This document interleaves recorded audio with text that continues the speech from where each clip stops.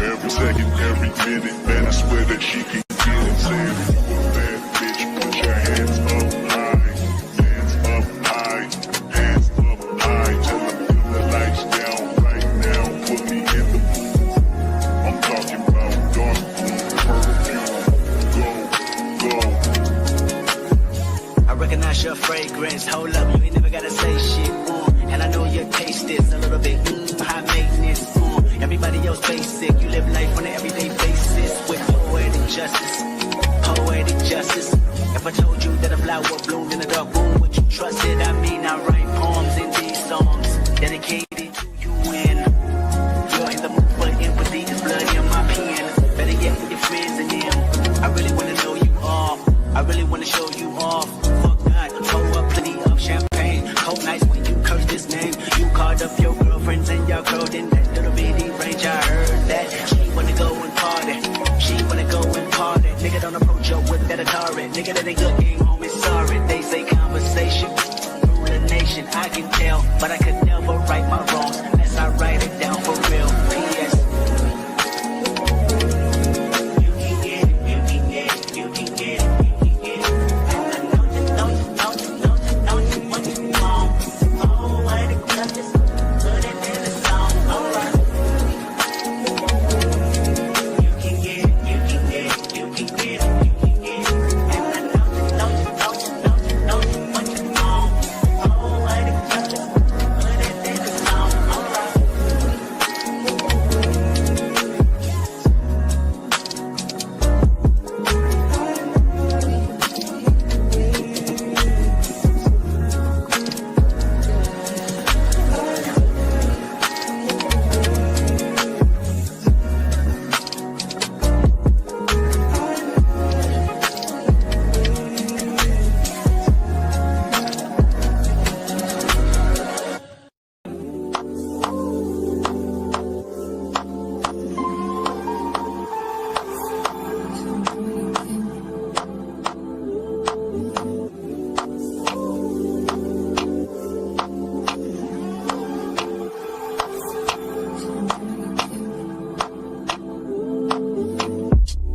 Taking over my keyboard, what you bothering me for? There's a room for what you following me for? Say no fucking sing along. So girl, what you singing for? 'Cause you blow like a seaboard. My heart looks like a seaboard. Money, big hot keys in the trash, they rolling. Sweet pretty tie, good time, yeah, yeah, feeling proud, yeah, I'm so fine. Bring some poison, rainbow sun. Nice handshake, first night from mine. All that dance, stay from mine. Flip it, they loving the crew, they loving the crew, they loving the crew. Oh, they loving the crew, oh, they loving the crew, they loving the crew. They loving the crew, they loving the crew.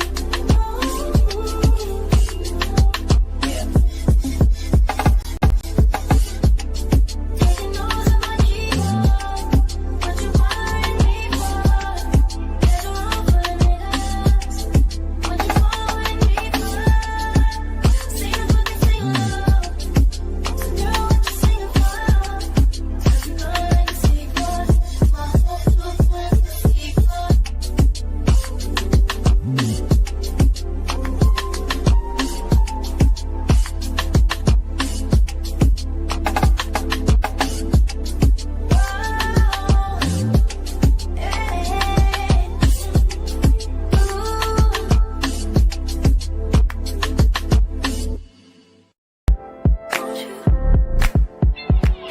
Where'd you go? Do you know how I've been living without you? Daydreaming on a cloud with you like the horizon. With you tonight is on an island. Yeah. It's about time for waking up. Found you wasn't with me waking up. Now you feel set up, please miss your touch. I needed to distance myself from you. I was just in love with you. So confused, won't you? Can I tell you something for what it's worth? Can't have it, that's all I have.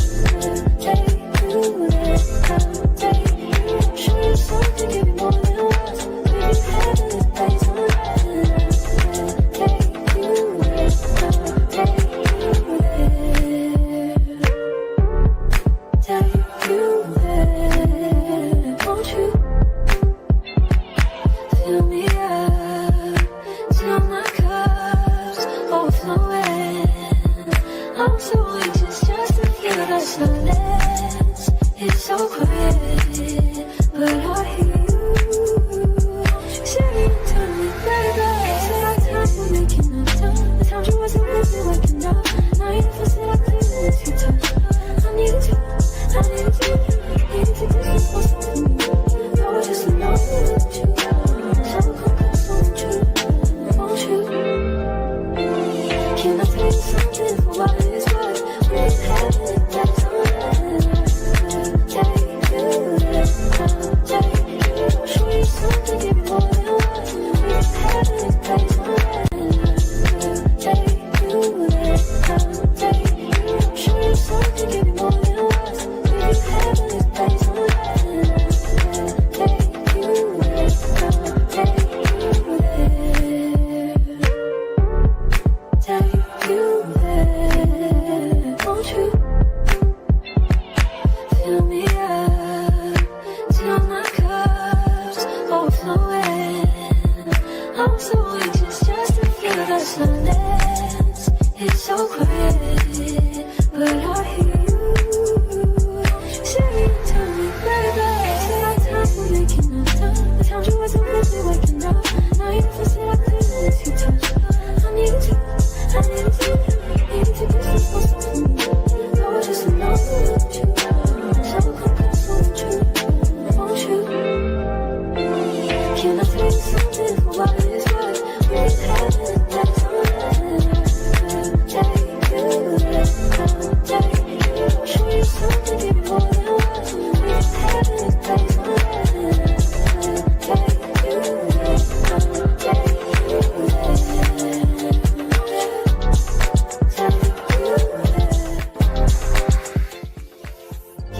Please be don't, please be nothing to me. I want you, give to me, yeah.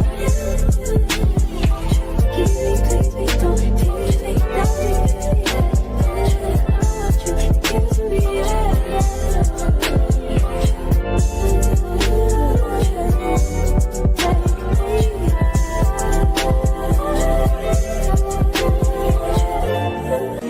Every second, every minute, man, I swear that she can get it. Saying, bad bitch, put your hands up high, hands up high, hands up high. Tell them dim the lights down right now, put me in the booth. I'm talking about dark room perfume. Go. I recognize your fragrance. Hold up, you ain't never gotta say shit. And I know your taste is a little bit high maintenance. Everybody else basic. You live life on an everyday basis with poetic justice. Poetic justice. If I told you that a flower bloomed in a dark room, would you trust it? I mean, I write poems in these songs dedicated to you and you're in the mood for empathy. There's blood in my pen. Better yet, with your friends and them. I really wanna know you all. I really wanna show you off. Fuck God, pour up plenty of champagne. Cold nights when you curse this name. You called up your girlfriends and your girl in that little bitty range. I heard that she wanna go and party. She wanna go and party. Nigga don't approach her with that Atari. Nigga that ain't good game home is sorry. They say conversation rule the nation. I can tell, but I could never right my wrongs unless I write it down for real. P.S. You can get it, you can get it, you can get it.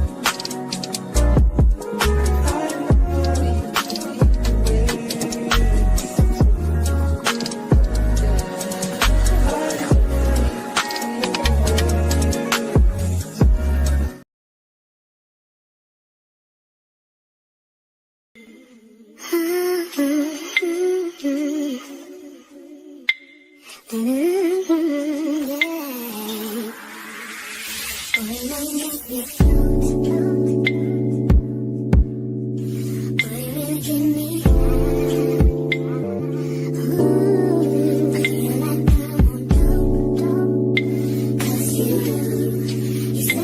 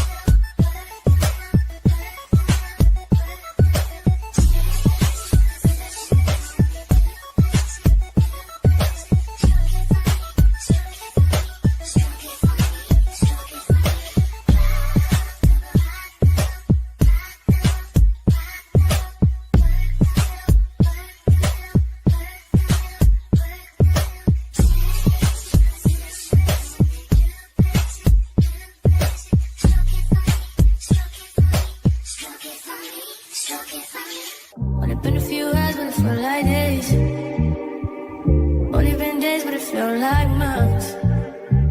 Been gone for a year, only know like once. Life move fast and you do what you want. At this time, doing what I want. Hope you doing what you want. What we want.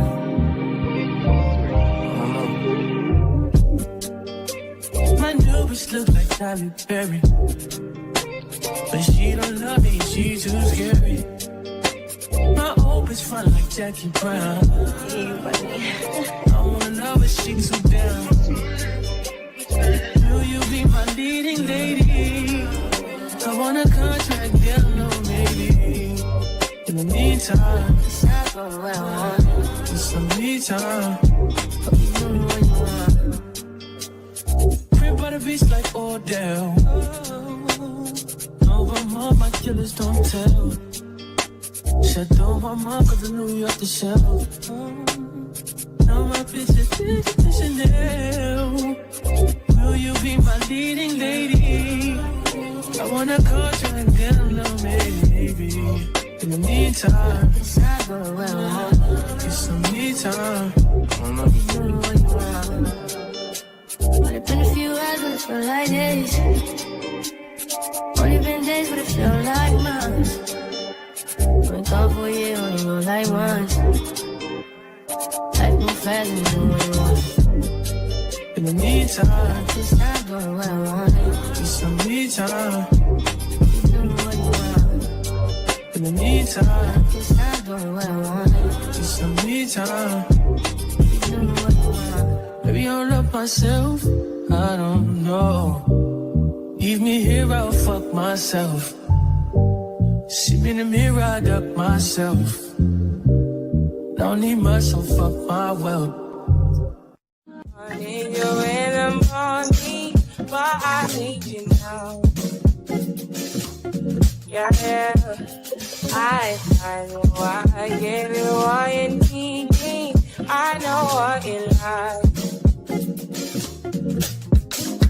I feel it coming. Tell me that the yes. I try to leave you, and I need some lessons. I need to give it all. I try to live, but I can't. I don't know why I don't want. Drop me out of my mind. Don't need no other body. Don't need no other body. Only you feel on my body. Only you feel on my body. You don't need no other body. Then I need a mess of my mind. And I need if you get free up your mind. Say your body talk to me nice. Say I'm my love, you didn't need for your life. Yeah, our love no be like. Say every day together, yeah, day and night. Yeah, if I leave, you go by. Yeah, you can leave, I go. Love me your body, baby. Love me your body, baby. And you're whining your body, baby. So crazy. Love me your body, baby. Girl, you want need me. I just wanna let you know. Hope every day. Don't need no other body. Don't need no other body. Only you feel on my body. Only you feel on my body. You don't need no other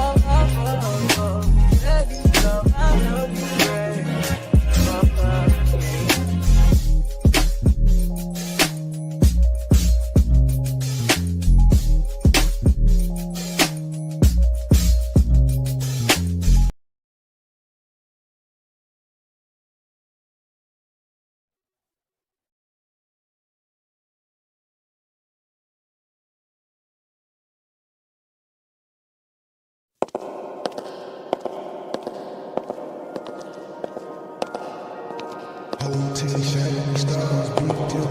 Get a lot of haystack gang in the city.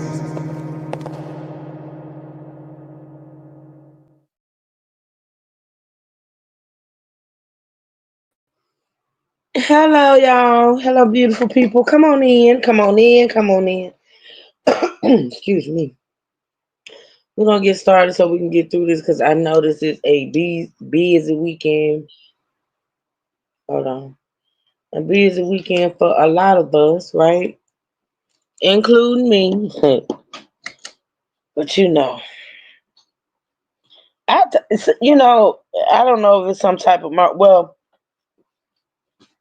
according to my therapist, I thrive off of staying busy. She said that's how I pretty much survive, according to her and the things I tell her. So her thing is I thrive off of staying busy and being overwhelmed, which I don't think is true, but hey, who am I? But anywho, so we are here today. We're gonna be talking about this whole Florida State University. Oh shooting, Lord have mercy, Jesus. It's a lot.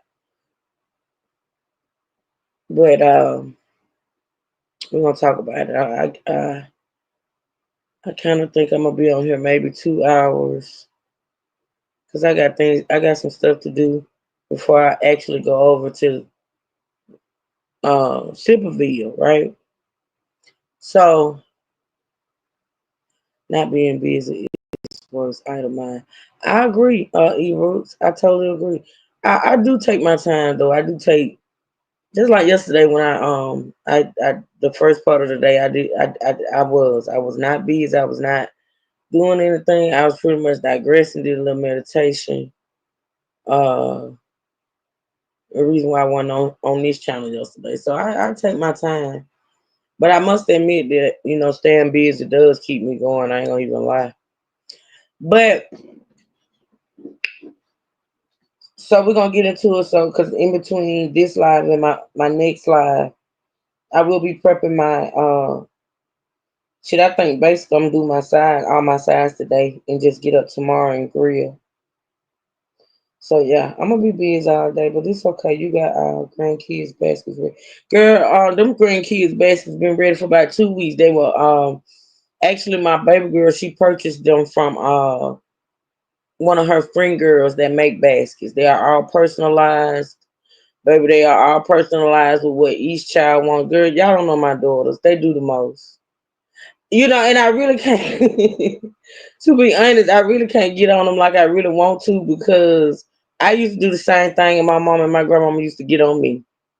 So ain't too much I can say about their Hollywoodness, as I put it.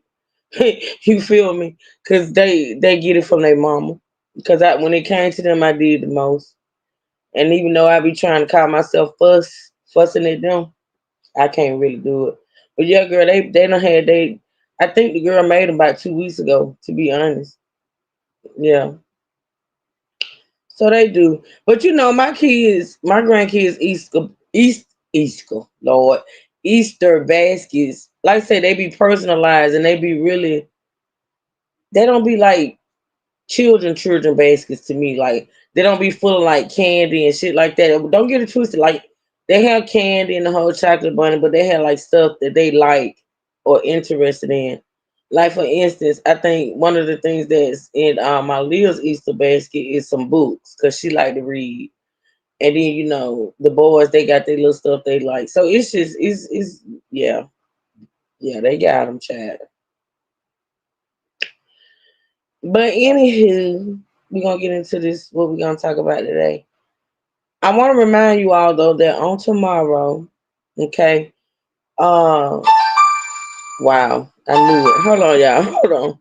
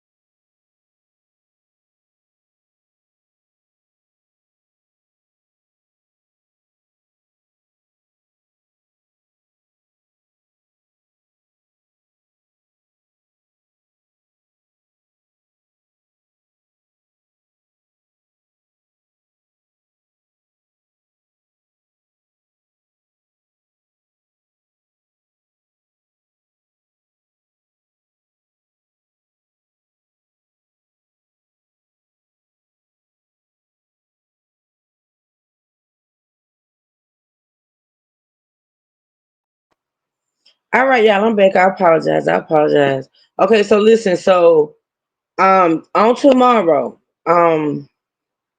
my plan, y'all know how my plans be, honey. They be tentative plans. But tomorrow I am going to come on at about or around about 12 o'clock noon to do a dedication live to Kyron Lacey. Um,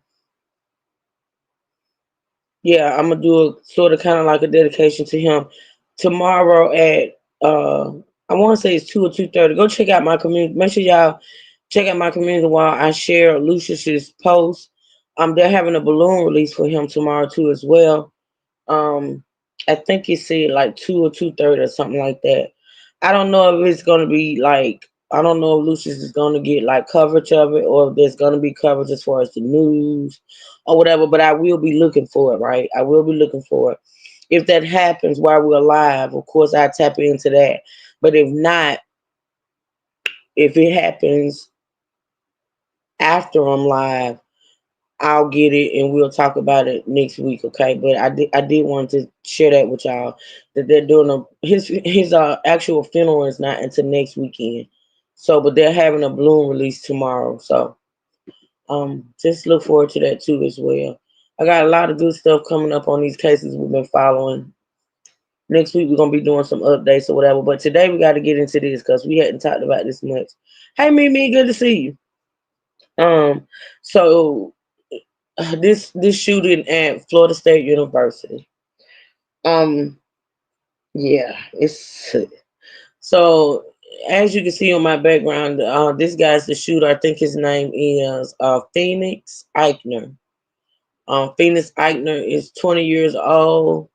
To be honest, I'm not for sure if he attended the university or not. I'm thinking he did.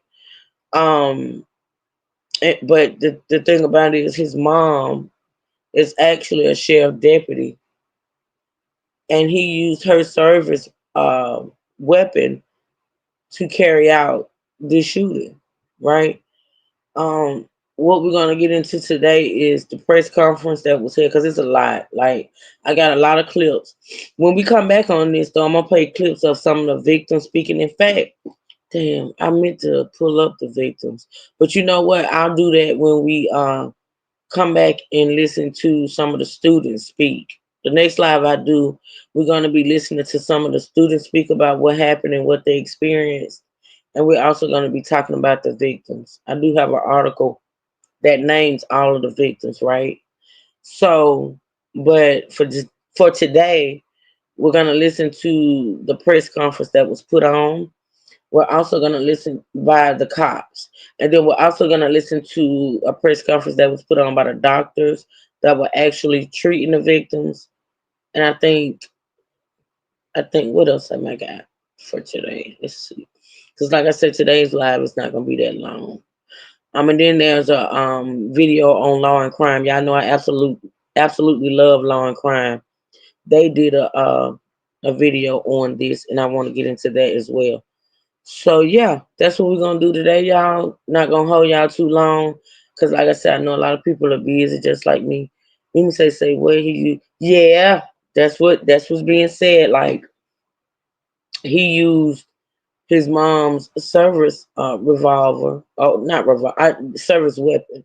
Shall I say service weapon to carry out this shooting? So y'all, let's pray. Mimi say a prayer, cause you know we, you know how it goes over here as far as my screen sharing. It's been doing good though for the last couple of days. It's been doing pretty good, and I'm hoping, wishing, and praying that it'll actually act right today. So, cause I really like to show y'all what I'm talking about, you know. So let's this is the press conference, y'all. And I'll probably be doing more listening than talking because I'm learning just like you. Well, I'm listening and learning today just like y'all because I really hadn't had time to really dive deep into this yet. We're not busy to hang out with you and roll. Thank you, Elise, girl. I'll be back later on, girl. You know we got to egg up later on, girl. You know we got to egg up later on. So yeah. So let's see. Let's get into it. Like I said, y'all pray this works. If not, we'll do the audio. But I really want to do the screen share. Let's see. Okay.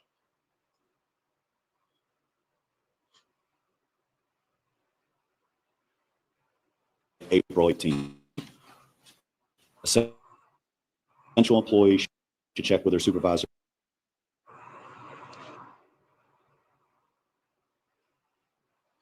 Let me hold on.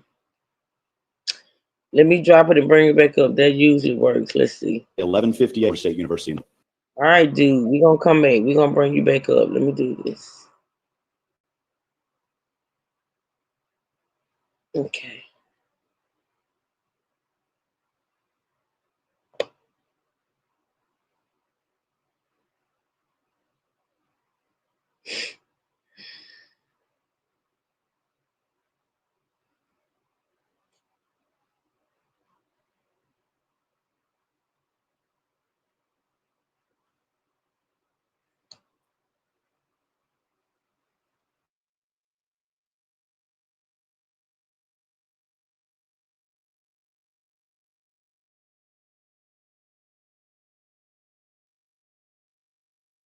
April 18th. Reporting instructions. All FSU athletic events in Tallahassee are canceled through Sunday. At approximately 11:50 a.m. Thursday, April 17th, a gunman opened fire on the main campus of Florida State University, engaged, neutralized, and apprehended the shooter. 2 victims are deceased, and 5 individuals have been transported to a local hospital with gunshot wounds. The shooter has also been transported to a local hospital. The 2 deceased are not students. I do not have a additional identity at this time. Students who need assistance can go to the Donald L. Tucker Center, where the university is providing counseling, health care, and other support services. Family members are also able to go to the Tucker Center for assistance. Students, faculty, and staff are asked to call their loved ones as soon as possible to update them on their status. The student union and the surrounding area is still considered an active crime scene. Individuals use personal property at this time. Students may return to their residence halls, but they should otherwise stay indoors on main campus to allow first responders and university staff to do their jobs and respond to those needing assistance. Students may depart campus for the weekend. All classes have been canceled through Friday.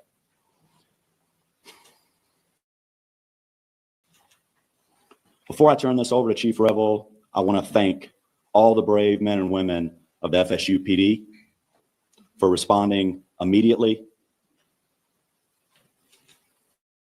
to the scene. FSU today, big time, including the Tallahassee Police Department, the Leon County Sheriff's Office, the Florida Highway Patrol, Leon County Emergency Medical Services, FDLE, and all other responding agencies today. We really appreciate your additional update for you. Good afternoon. I am Chief Revel with the Tallahassee Police Department. Okay, y'all. Let me bring it back up. Y'all know how these go, honey. Welcome everybody to the chat. Thank y'all so much for joining. I appreciate it. Make sure y'all hit that like button, okay? Make sure y'all hit that like button for your girl. Happy Easter to everyone that celebrates. I'm sure, you know, in some sort of way, everybody celebrates the resurrection, I guess. But, you know, happy Easter to everybody. Let's see.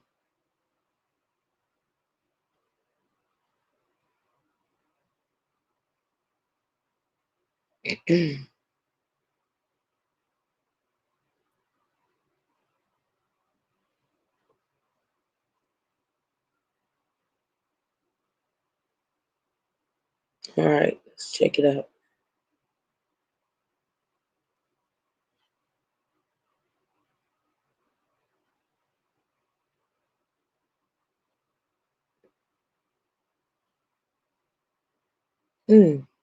Let's see.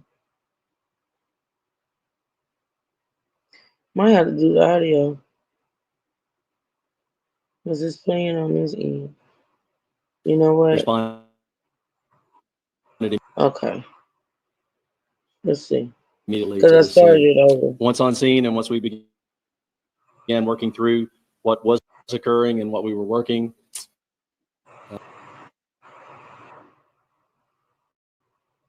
All right, so I'm gonna keep this visual up and I'm gonna pull up the audio, okay? Because I want y'all to be able to hear it without it breaking up like that. Hold on.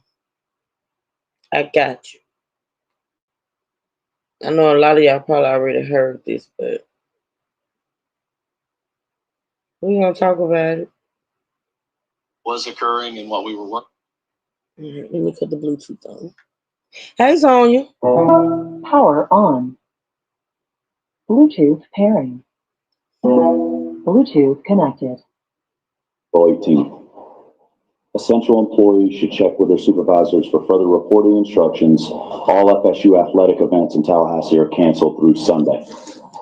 At approximately 11:50 a.m. Thursday, April 17th, a gunman opened fire on the main campus of Florida State University in Tallahassee, shooting multiple individuals in the vicinity of the Student Union building. FSU police responded immediately, engaged, neutralized, and apprehended the shooter. 2 victims are deceased, and 5 individuals have been transported to a local hospital with gunshot wounds. The shooter has also been transported to a local hospital. The 2 deceased are not students. The shooter is believed to be a current FSU student. I do not have additional information on the shooter's identity at this time. Students who need assistance can go to the Donald L. Tucker Center, Now, of where the course, university y'all, is let me providing just make, counseling, let me, healthcare, Lord, and I other hate you. support services. So let me make this clear. At this time, this is the only press conference that's been held so far, I think. All right. So at this time, they did not know. This is like, I think, like right after it happened, or a couple of hours maybe after it happened. They did not know the identity of the shooter and things like that. They didn't have all the information that we now have now. So I'm just playing this because this is the first official press conference that was held. But of course, as I play, when I do the Law and Order video, not Law and Order, Jesus, Law and Crime video, of course, is more updated as to what we know as of right now. Okay, I just want to make that clear. Family members are also able to go to the Tucker Center for assistance. Students, faculty, and staff are asked to call their loved ones as soon as possible to update them on their status. The student union and the surrounding area is still considered an active crime scene. Individuals should avoid the area. Students should not return to the student union to retrieve personal property at this time. Students may return to their residence halls, but they should otherwise stay indoors on main campus to allow first responders and university staff to do their jobs and respond to those needing assistance. Students may depart campus for the weekend. All classes have been canceled through Friday.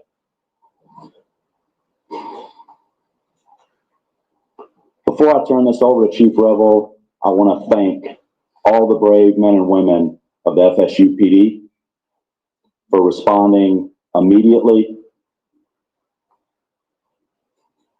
to the scene.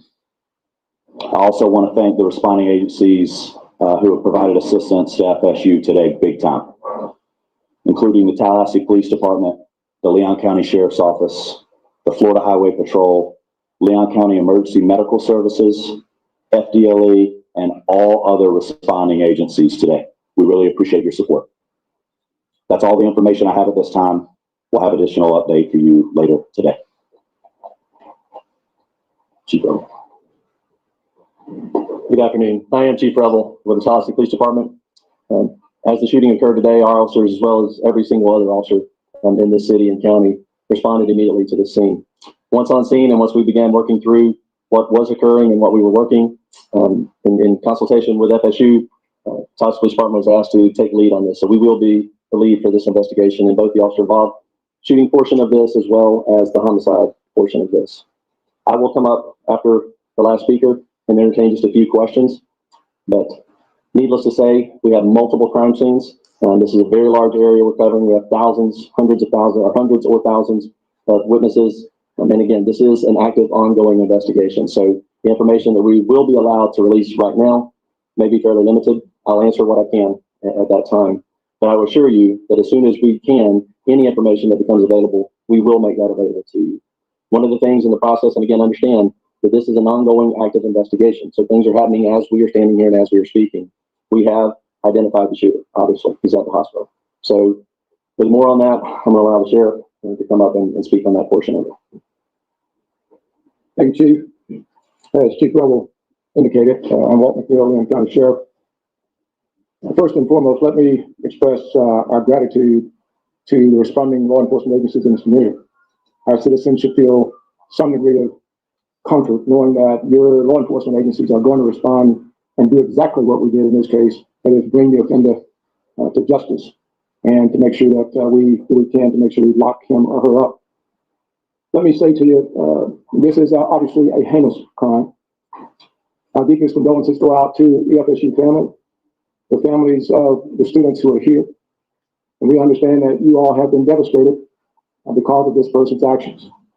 The question as relates to who is the shooter is 20-year-old Phoenix Eichner. And he's the son of a Leon County Sheriff deputy.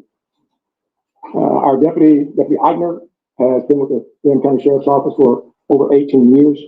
She has a tremendous job that she's done. Her service to this community has been exceptional. Unfortunately, her son had access to one of her weapons, and that was one of the weapons that was found at the scene. Y'all know when we talk about cases, right, especially when we're covering like different cases at one time, and at this point, I think we're covering, let's see, this one, we're covering the Dallas shooting, we're covering Camelo, we're covering Kyron. I think that's it.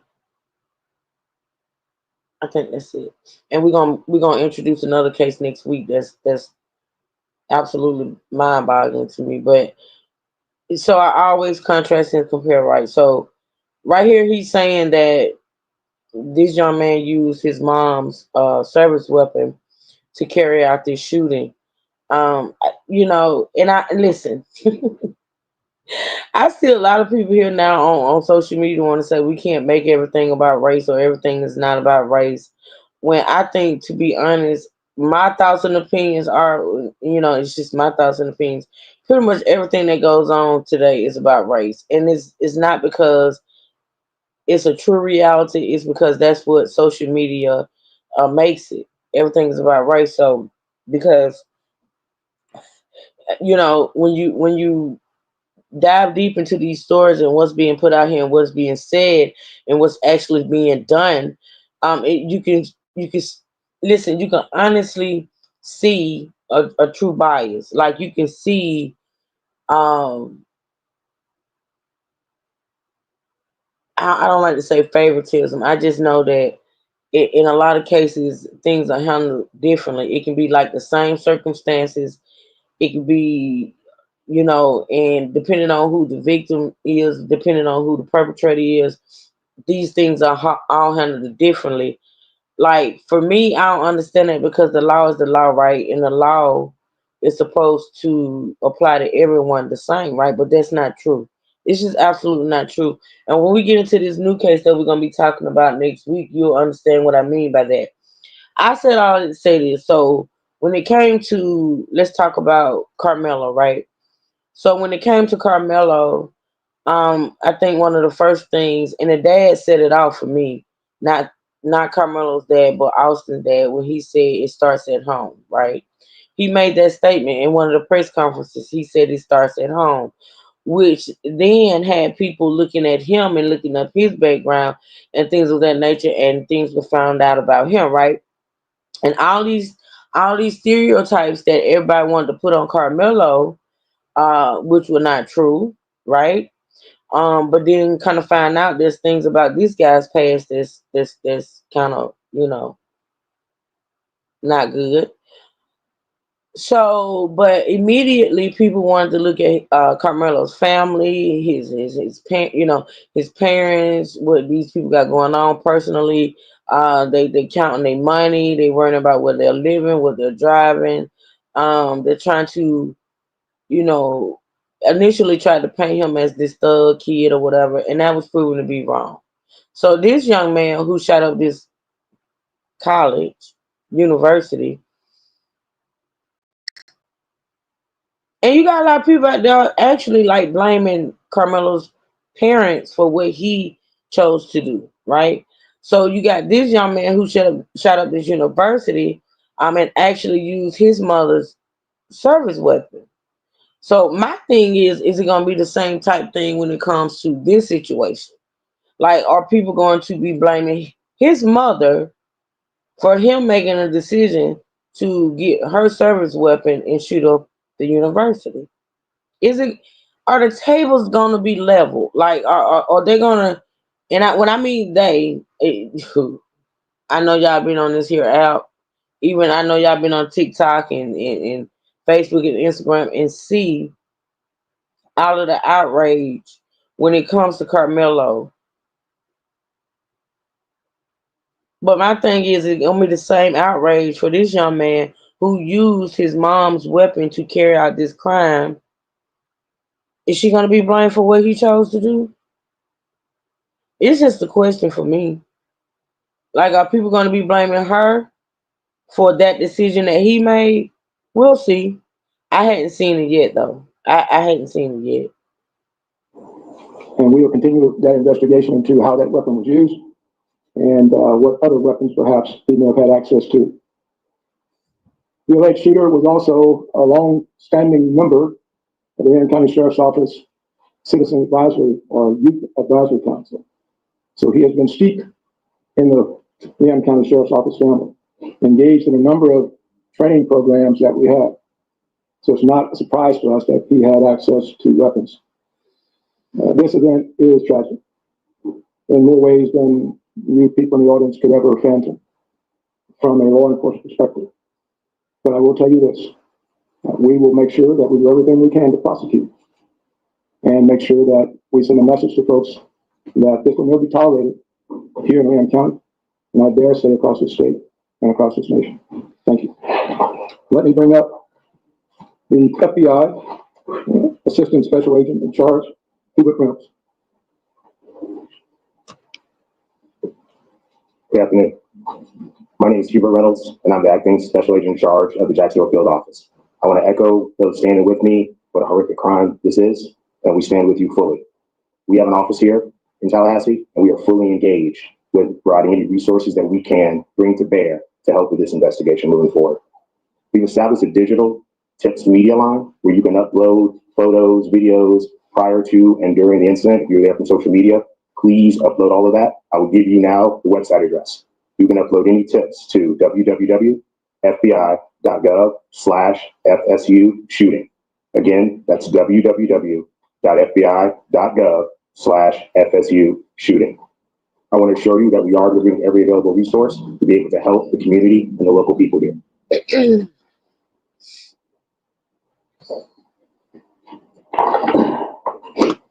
Good afternoon, everyone. I'm Richard McCullough, Rick McCullough, president of Florida State University. This is a tragic day for Florida State University. We're absolutely heartbroken by the violence that occurred on our campus earlier today. 2 have died. 5 other innocents are being treated for their injuries. We're working to support the victims, their families, and everyone affected by this traumatic event. I just returned from the hospital. The First Lady and I met some of our students who are the victims. Our hearts go out to our students and the victims of this terrible tragedy. I have to say that our law enforcement, our FSU police officers, absolute heroes in this regard. The call went out and someone called it in, and immediately they responded to the scene and immediately neutralized the suspect and prevented this from being a bigger tragedy. I want to thank them so much for what they do to try to keep our students safe. I want to thank all the law enforcement partners, FSU Police, Tallahassee Police, Leon County Sheriff's Department, Florida Highway Patrol, and the Florida Department of Law Enforcement, and all other responding agencies for their rapid and courageous response. I want to thank everybody that came out to visit with the students and help us. and to be here today for this press conference. And I appreciate so much the support that you all are providing to our university and to our students. We're fully cooperating with the investigation, and we defer to law enforcement as they continue their work. I'd also like to thank all the healthcare providers at Tallahassee Memorial Hospital. They're treating and providing outstanding care to our victims. Right now, our top priority is safety and well-being for all the people in our campus. As it was said, classes are canceled. Our main campus today and tomorrow, and all FSU athletics events in Tallahassee are canceled through Sunday. We also want to tell you that counseling and psychological services are available to students, faculty, and staff, and anyone that needs that should call 850-644-2003. We're also providing support for faculty and staff through our employee assistance program. And so if you need any help, please reach out. We'll continue to communicate with the campus community as we know more. This is a deeply emotional time, but we're all here to support each other. We're going to do everything we can to support our community. We're a strong and united community. We're family. And so we'll take care of all of you. And we'll get through this together. Thank you. All right, at this time, we will take a few questions. Let me just reiterate, this was a massive response of law enforcement personnel. Our federal, state, local partners have continued to build relationships that long preceded this event. And that came into great play today in the seamless way that we all came together to work these events. But I know you'll have some specific questions. I will tell you right now, we are not going to talk about the victims, other than the fact that there are 6 of them, two additional deceased, and then the suspects, so 9 total persons. 9 total persons, yes, sir. Anything idea about motive?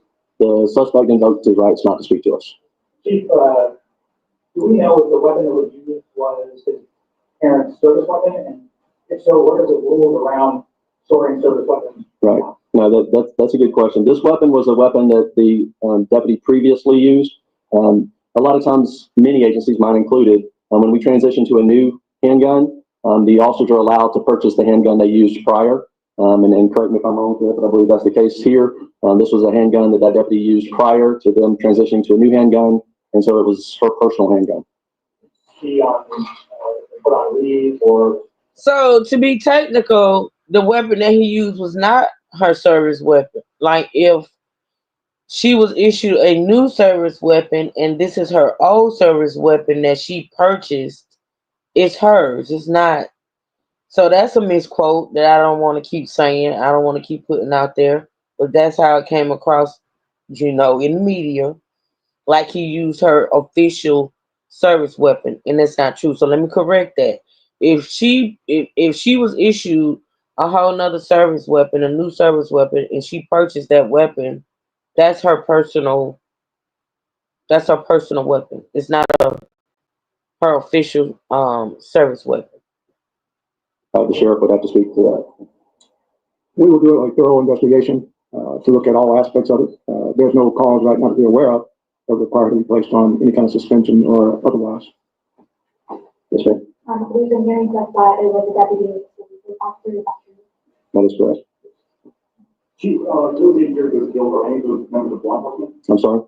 Anyone who died in the shooting or was injured in the shooting, were any of them members of law enforcement? No, they were not.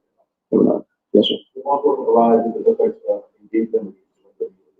No, they challenged him and ended up shooting. He did not comply with the commands and was shot. Did he fire officers?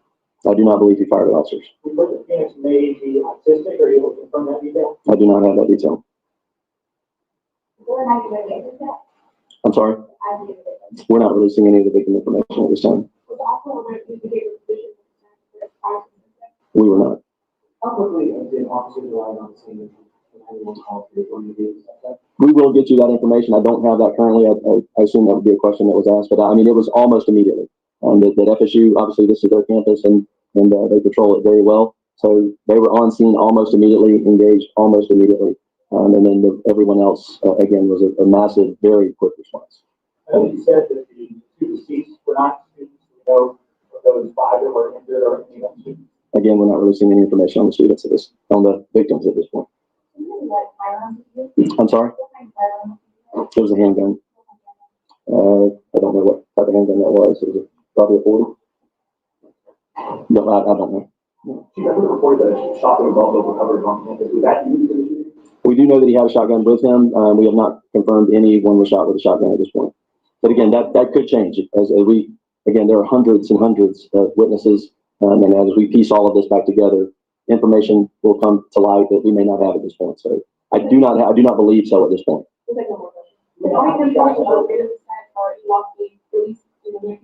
I'm sorry, say again.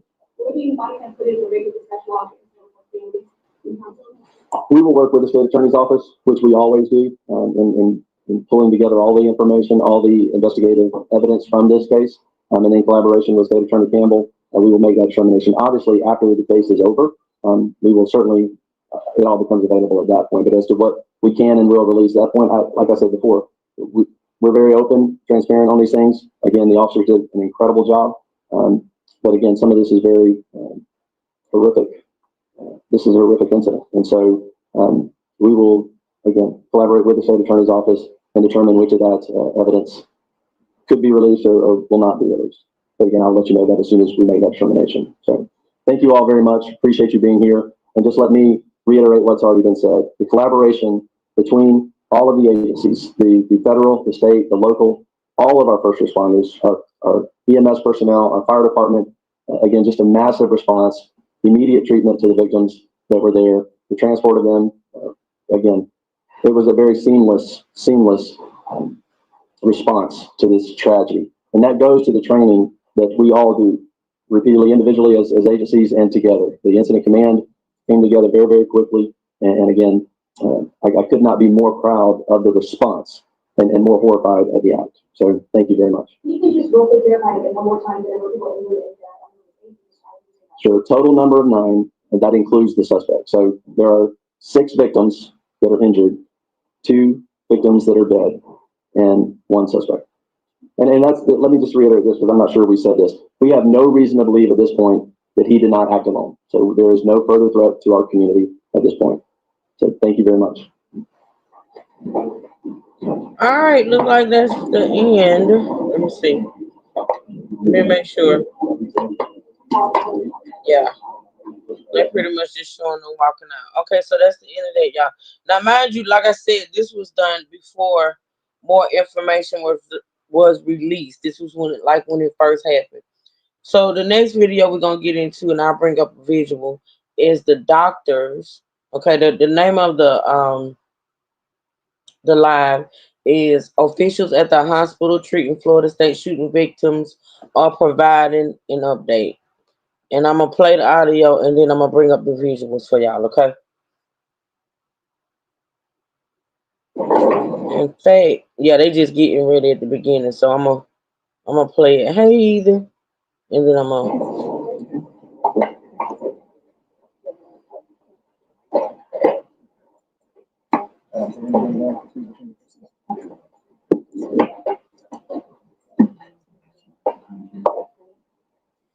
Good afternoon, everyone. Thank you for being here today. My name is Sally Bradshaw, and I'm the chair of the Tallahassee Memorial Healthcare Board of Directors. And on behalf of our 6,000 healthcare workers, it is my staff responsibility to open this gathering today. TMH wants to extend our prayers and love to the patients and families impacted by this tragedy and to the larger FSU community. Dr. McCullough, who is with us today, administration, faculty, staff, and students. This has been an incredibly difficult time for our community.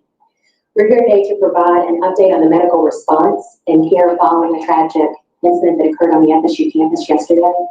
Our goal is to be transparent, informative, and respectful to those impacted, while also protecting. As we get ready for the press conference to begin, we can. I'll take a minute to thank the first responders, law enforcement, and emergency personnel whose swift actions helped save lives. Our emergency room and trauma team are the very best, and their dedication to this community is really without equal. It's just one example. In the last 24 hours, we've had so many additional physicians, nurses, and other healthcare workers not on shift come in to volunteer their time to make sure that all our patients are getting the best possible care. Joining me today are key members of our medical team who have been directly involved in the response efforts. They'll share updates on patient conditions. They'll explain the medical protocols we have followed and answer questions as appropriate. But first, I want to invite Dr. Richard McCullough, President of FSU, to make a few brief remarks. Dr. McCullough.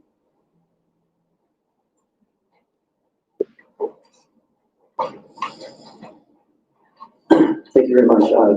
From the bottom of my heart, I just wanted to express our gratitude to the healthcare professionals who took care of our students who were shot and injured, and we just appreciate it so much. We can't say enough good things about Tallahassee Memorial Healthcare Hospital. Has done an amazing job and partnering with us throughout this tragedy, and we just appreciate so much the great job that everybody's done here. I just want to express that gratitude to all of you. Dr. Brett Howard, I think we'll start us off. So my name is Brett Howard. I'm one of the trauma and general surgeons here at Tallahassee Memorial Hospital. We're going to go ahead and first introduce everybody. We'll start down at the end. I'm Dr. Megan Morrow. I'm one of the trauma and general surgeons here. I'm Matthew Turkso, trauma and general surgery. I'm Pat Pennington. I'm one of the general surgeons and trauma surgeons. Melissa Amundsen, maxillofacial trauma. Joey Gerard, general surgery. Matthew Ramser, trauma and general surgery. Jared Robertson, colorectal and general surgery. Shelby Blank, general surgery and breast surgery. Tracy Graham, emergency medicine. So shortly before noon yesterday, we were notified of a event occurring on FSU campus. At that time, ER, surgery, and OR leadership, as well as our administration, responded to our emergency department and prepared to receive patients. Shortly thereafter, we began receiving patients. Those were gunshot wounds to extremities, chest, abdomen, all in rather stable condition. We activated certain resources that we have. This is unfortunately things that we train for, although do not expect to occur, but we were prepared and activated certain resources. We in total received 6 patients. All 6 were in stable condition upon arrival. 3 of them did go to the operating room and have since been out of the operating room. All 6 of them today are in stable condition, one which is in fair condition given a serious injury. We do feel that all will make a full recovery. 2 of them are possibly going home today, which we're extremely proud of. Overall, like I said, unfortunately, we do have to prepare for these sort of events, and I can't speak enough for the team that's here and the team that's not here. Our community, especially our medical community, is extremely close. Everything from our law enforcement, our EMTs, firefighters, FSU, is a really big part of this hospital, and so that relationship, as well as the relationship between our nurses, our techs, our doctors, really is why things here went very smoothly, and I'm extremely proud of all of them. We will open up for some questions. Otherwise, yes, sir. In your line of business times the other day, can you talk about the work of the EMS responders getting patients to you quickly, and then can you, in any sort of way, lay out what happens when you receive a sort of, I don't know how much you're going to call it mass incident, but some sort of a patient from one area, how that works? Yes, we have systems in place, so we are communicating right away with law enforcement and EMS. The biggest part of this is you don't know how many patients you're going to receive. So we are prepared to activate as many resources as we need. That's why you see so many surgeons up here today, because they all came immediately to help. We have a trauma surgeon that mostly does breast surgery now. We have a trauma surgeon that does mostly colorectal, but they all responded. But yeah, the hardest part of it all is you don't know how many patients you're going to get. Patient confidentiality, about the types of injuries that you're able to see. You have a variety of different surgeons up here from a variety of different disciplines. So what kind of injuries were you facing? Yes, sir. Dr. Ramsey, if you want to give a little more detail on that. We faced injuries that involve the torso and extremities, some of which require surgery, some of which can be managed without surgery. The response was very fast, and the patients were relatively stable, so we were able to successfully treat all the injuries, which involved abdominal surgical procedures and also facial surgery. Are you able to tell us ages of any of the victims based on their identification? No, sorry, we can't give you any of the specific age details related to the patient. So are you able to talk to any of the patients and describe their attitude coming in? Obviously, they're shocked and trauma, so what was that like? Yeah, so they were all, and I've said this on other interviews, very, very brave. There's the moment of shock, but all were able to talk to us, kind of give us, how they're feeling, where they're feeling pain. But all of them were very clear-minded, able to converse with us. I think it's a very number of 6 total victims treated here. Does that include the suspect, or is he treated elsewhere? Or all of these so 6 patients, that's all I can. They all know how to do. Yes.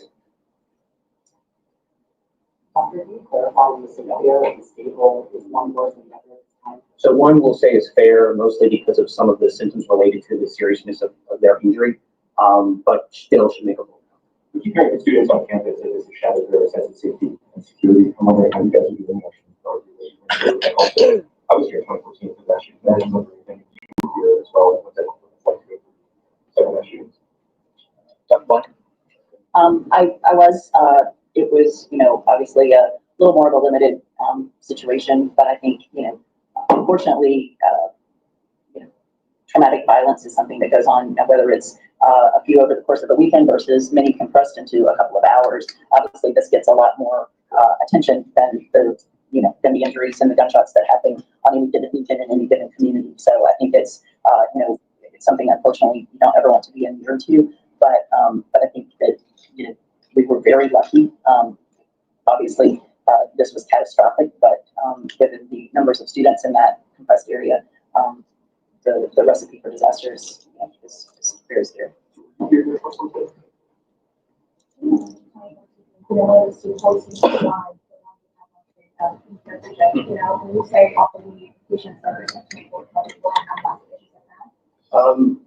Again, I won't give any specifics at this time. I would say comparatively, I expect all 6 to make full recoveries.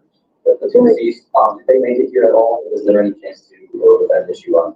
No, we received 6 patients. What is the issue? The person on the issue right now? We have no comment on any sort of related to this year.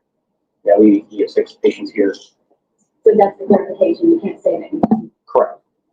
And you can't say that they're students or not. Correct.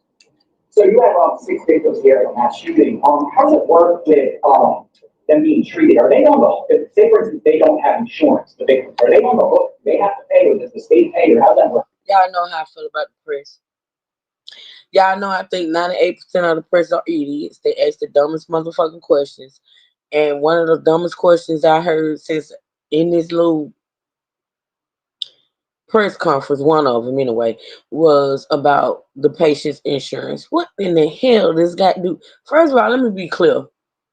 When anybody walks into an emergency room, whether it be from something like this or even the cold or flu or anything, you walk into a hospital, of course you get registered in. They ask you for insurance. If you don't have insurance, they still got to see you.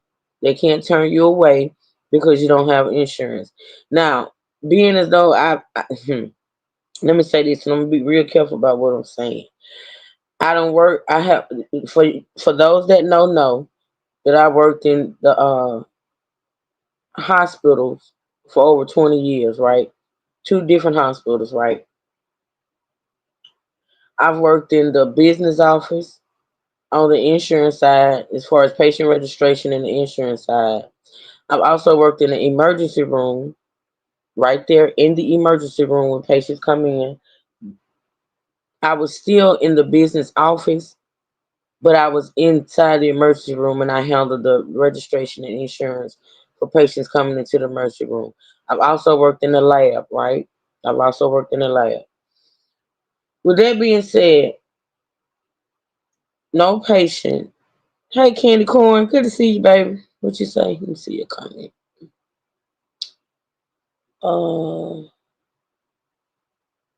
You said thank you for talking about how stupid. Girl, listen, I cannot. It's the media, it's the social media, it's all of it for me. Like, it's amazing how much disdain I got for social media, being as though I'm part of it. But it's true. It's true. Like, social media and the media, I just can't. But when a patient walks into a hospital, irregardless to what their insurance are, or if they don't have insurance, they still has to be seen. Now, like I say, being as though I've worked on the insurance side, I've worked, inside the emergency room with patients that come in that don't have insurance. I will be very, very honest and say that I have seen different protocols taken in both of those situations. As far as a patient, now I'm not saying that their care that they will like deprived care or anything like that. I just know it's a difference in treatment. I'm gonna put it just like that. It's a difference in treatment, okay, when it comes to whether a patient has insurance or not. I'm not saying that that treatment is like life-threatening or is compromising their care. I'm just saying it's a different protocol from what I've been a part of. And it's not just on the hospital side, it's also on like the insurance company side. It's even different kind of protocols depending on what type of insurance you have. It goes deep, y'all, and it's something that's real. So I'm not gonna sit up here being as though I have the knowledge and know that, you know, once a patient is inside of an emergency room or inside of a hospital, that the insurance or the lack thereof, you know what I'm saying? Like it's not handled in a certain kind of way. I'm not gonna pretend and say, oh, if a person walks in and they have insurance or don't have insurance, that their treatment pretty much goes the same way. It doesn't. I will say again though, I'm not saying that they are deprived in the treatment or, you know, anything like that. It's just a different protocol. What I don't understand is why this person at this press conference feel like that's a factor right now. You know, if a patient comes in with a gunshot wound, life threatening or not, whether they have insurance or not, they have to have surgery. Where it goes deep is you got to find a surgeon that's willing to operate on that patient with no insurance. It's just so many layers to it, y'all, and there's so many things that are considered when it comes to a patient with or without insurance. But I ain't gonna go deep into it right now. I just don't understand why that person felt the need to ask about somebody's insurance. Like that's the dumbest shit I've ever heard. Like these kids are students. They're injured, they're wounded, they needed surgery, and this and the third. Whether or not they have insurance, to me, to be worried about that is asinine. Because, like I say, whether they have insurance or not, they're gonna be treated. They have to be treated. You feel me? I just can't with the dumbass questions. It gets on my nerves.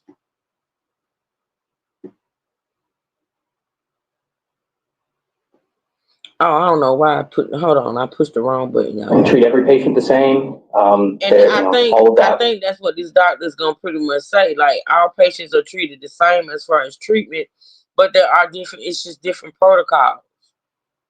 Do they have to pay, or does the state pay, or how does that work? We treat every patient the same. All of that is handled separate from what we do. So yeah, but again, we don't check insurance cards.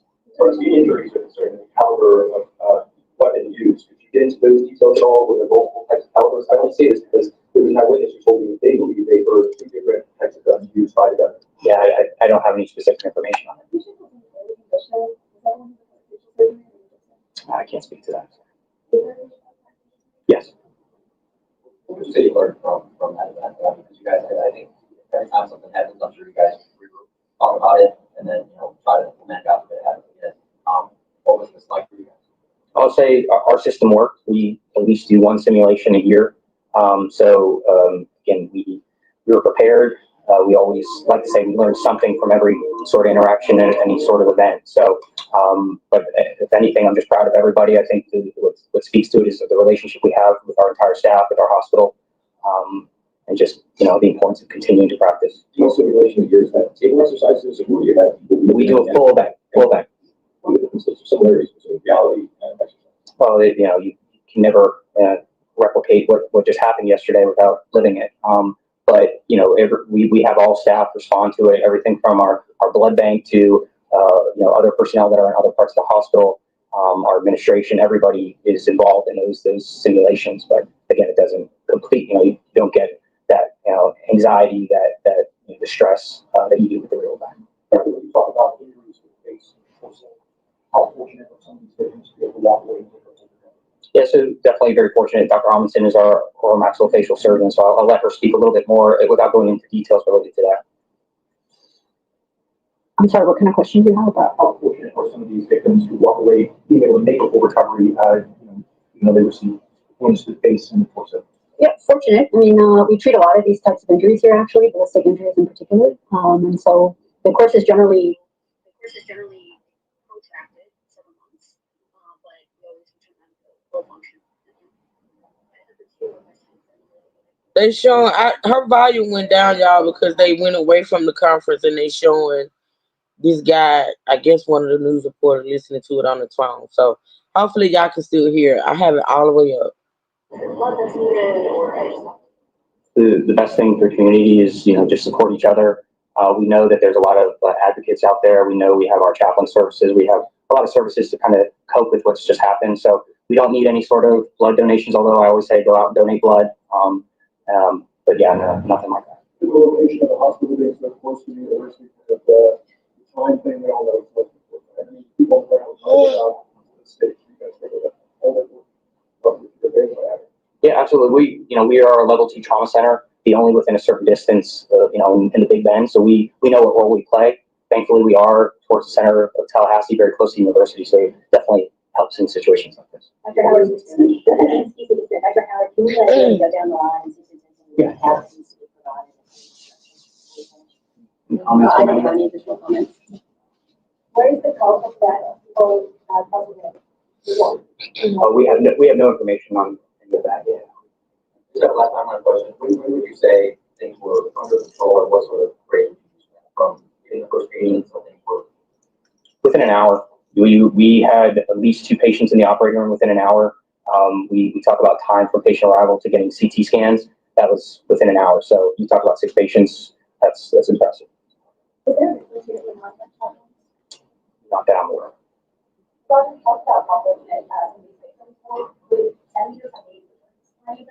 Yeah, of course. Yeah, gunshot wounds, it can be a matter of inches or centimeters. Obviously, this comes as every conversation about hospital's future, hospital, I don't know at all, how does this moment kind of factor into that discussion? It doesn't at all. We function, we've been in partnership with this community at FSU for a long time. We operate as so no factors whatsoever.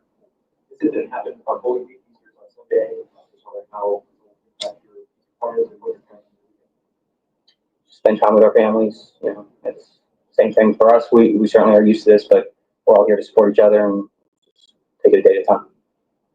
Any other comments from our physicians, anything left out? Do any of our physicians speak Spanish?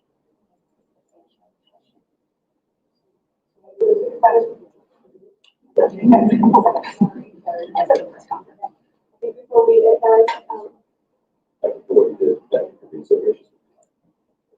yes. Okay, y'all. That's that on that. That was the press conference held by the team of physicians, doctors, surgeons that treated the FSU students as they arrived at the hospital. Also, the next thing we're gonna listen to is the Law and Order video I told y'all about. Since I've been on here, I did find a clip of hold on, let me make sure I stated correctly.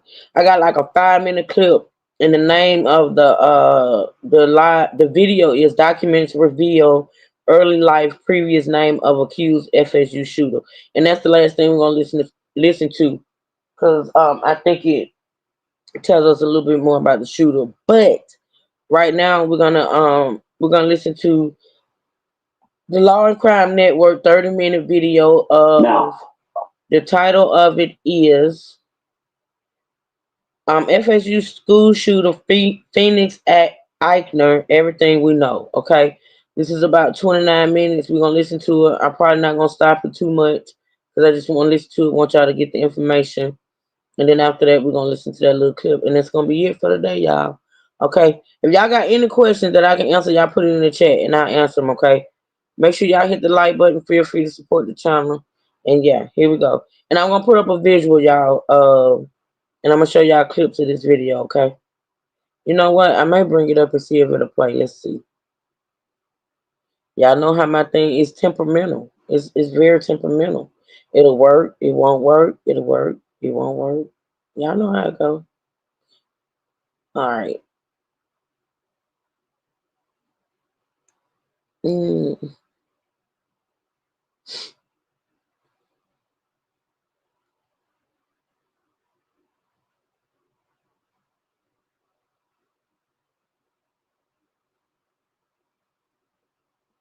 All right. Let's see.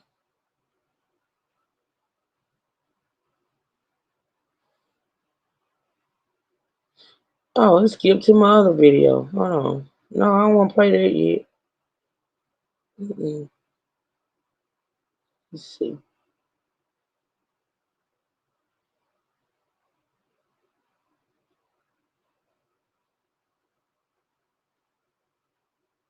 My thing is, what has not been said so far, and it's still early, right? Hold on, it's still early, right? How many cartridges? So They should my know thing the is, it has not been said magazine yet and it's how much or capacity released it can hold. yet. They would know how if they were. I don't know why it's playing. I got it on pause. But listen, it has not been like put out here yet. His motive. I've been in and out of stores that they show his dad. Whose dad? This guy's dad? I don't think so. I haven't seen it, E. Brooks. I haven't seen his dad. Now that's his mom right here. Uh, but I hadn't seen or heard anything about a dad. All right, let's see if this will play. The suspect invoked his rights not to speak to us. The stepson of a sheriff's deputy who police say is the Oh, Florida wait a State minute. shooter Hold on. See, that's something else I didn't know. Hold on. is not We're talking to going to law start that enforcement, but we back have over. learned a lot about Phoenix Hold Eichner, on. They including said that it stepson. allegedly was not always his name. Is that why you asked about the dad, E. Brooks? Because they just said stepson. I thought it was the son, right? I thought he looked like her. I thought they had like the same smile. This thing just said stepson. Okay. All right, let's see. I just say you learn. No, just ask. Oh, okay. Okay. Well, they just said stepson. Let's go.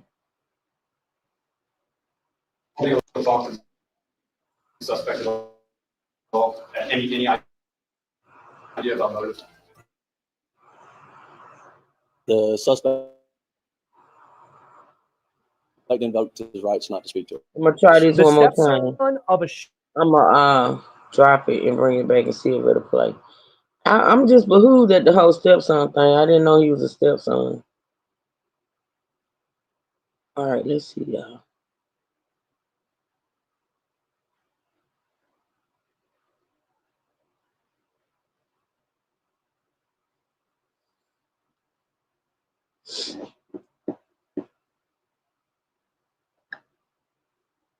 All right. At all? Any idea about motive? The suspect invoked his rights not to speak to us. The stepson allegedly was not always his name. We're good. We're good. Oh my gosh. Killed 2 people and injured several others on the FSU campus. And just wait until I show you what classmates are saying about him. Why one says they'll become a school shooter. We're on the case presented by Law and Crime. I'm Chris Stewart.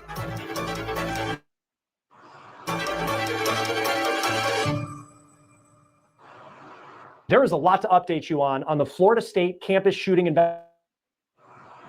investigation. First off, here's a picture of the suspect. Police say he opened fire near the Student Union on the Tallahassee campus just before noon on Thursday. His name is Phoenix Eichner. He is a 20-year-old at the Leon County Sheriff's deputies. The shooter.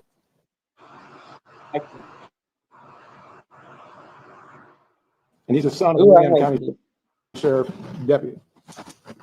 Our deputy. All right, let me do this. If y'all gonna bear with me, let me do this. I'm gonna change my browser. I'm gonna change my browser. Dang. Bruce, what you shopping for? What you buying me, girl? I know you. So much you in and out of stores.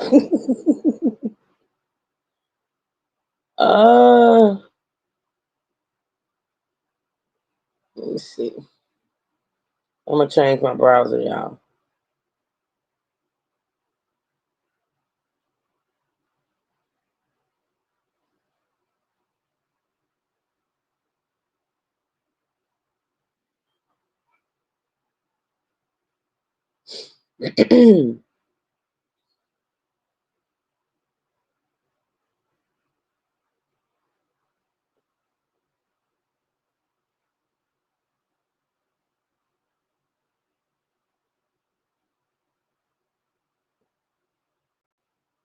Easter baskets. Last minute, girl. Last minute stuff. Girl. I'm surprised. Listen, I'm amazed that you can still find anything. You know what gets me though? Let me tell you how the Walmart here works. Well, the one I go to, because I don't go to all Walmarts. Some Walmarts can be real ghetto. So I'm just saying. But the one I go to, let me tell you how they work. Like, like today, Easter is tomorrow. So like today, the shelves will be looking like, okay, we barely got anything, it's slim pickings, right? And then all of a sudden Monday, or even tomorrow, it'll be like it's slim pickings, right? But Monday, it seems like when they start putting that stuff on sale, they got a whole lot of stuff. You get what I'm saying? It's a whole method, and I learned it from my daughter because I ain't gonna say what she does, but all I know is she knows how these stores work, right? She know as far as like pricing and stuff like that, and putting stuff on sale. You know how they jack up prices on stuff, and then actually they'll jack up a price on something and lower it and say that's a sale price when actually it's the original price. Baby, it's a whole method to their madness. You feel me? I learned that, honey. Let me see.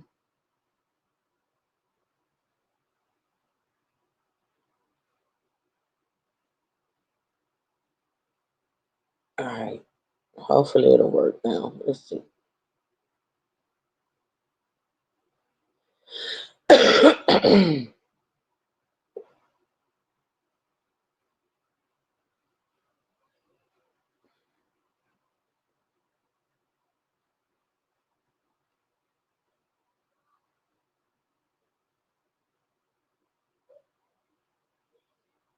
I refuse to shop last minute for anything. That's just me.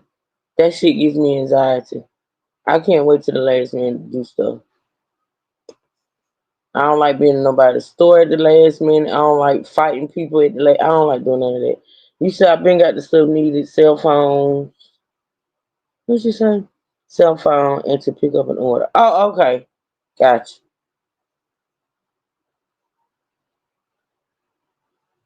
All right, y'all. Let's see what's gonna play. If not, I'm just gonna do the audio. Me need the truth. Girl, Melissa, look, I Christmas shop in June, girl. Honestly, I do. Like, I can't. All right, yours truly. Thank you, baby. I do. I Christmas shop in June. That's a thing. I can't. I can't do it. Talk to the suspect at all? Any idea about motive? The suspect invoked his rights not to speak to us. Melissa.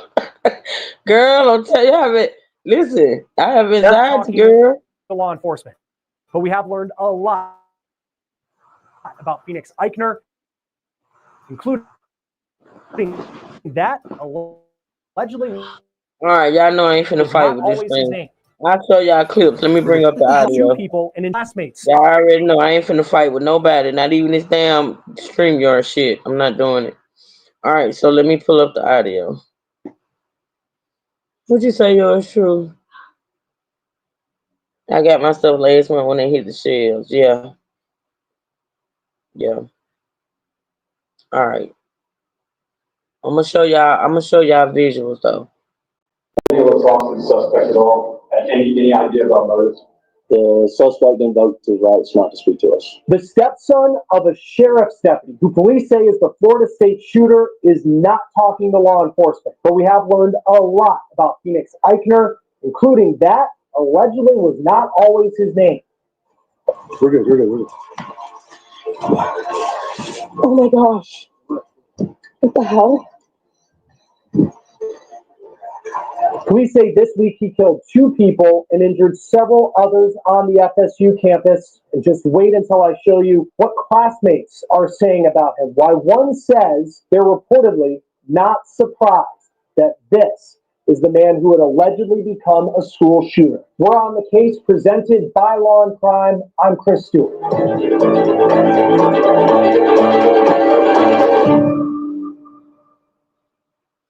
There is a lot to update you on the Florida State campus shooting investigation. First off, here's a picture of the suspect. Police say he opened fire near the Student Union on the Tallahassee campus just before noon on Thursday. His name is Phoenix Eichner. He is a 20-year-old FSU student and, in a shocking twist, the stepson of one of the Leon County Sheriff's deputies.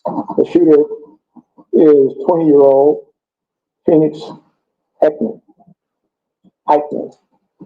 And he's the son of a Leon County Sheriff deputy. Our Deputy Eichner, has been with the Leon County Sheriff's Office for over 18 years. She has a tremendous job that she's done. Her service to this community has been exceptional. Unfortunately, her son had access to one of her weapons, and that was one of the weapons that was found at the scene. And we will continue that investigation into how that weapon was used and what other weapons perhaps he may have had access to. The alleged shooter was also a long-standing member of the Leon County Sheriff's Office Citizen Advisory or Youth Advisory Council. Here's his name on an LCSO press release from 2021 announcing members of a youth advisory council. That's described as a group that's supposed to be like a bridge between the law enforcement agency and young people in the community. This is allegedly a picture of Phoenix's stepmom. She has served nearly 20 years as a Leon County deputy. Last year in March, she was named an Employee of the Month, but the sheriff says it was one of her guns used in the attack allegedly by her stepson. This weapon was a weapon that the deputy previously used. A lot of times, many agencies, mine included, when we transition to a new handgun, the officers are allowed to purchase the handgun they used prior. And correct me if I'm wrong, Sheriff, but I believe that's the case here. This was a handgun that deputy used prior to them transitioning to a new handgun, and so it was her personal handgun. Is she on, put on leave or? The sheriff would have to speak to that. Phoenix is currently in the hospital. Police say when they confronted him, he wouldn't put his weapons down, so they shot him. As we said at the top, he's not cooperating with law enforcement, so at the time of this... Can I ask a question? I have to ask this question because in fact, y'all give me a minute. Let me run and go get me another water and I'll be right back. Y'all don't leave. I'll be right back, okay?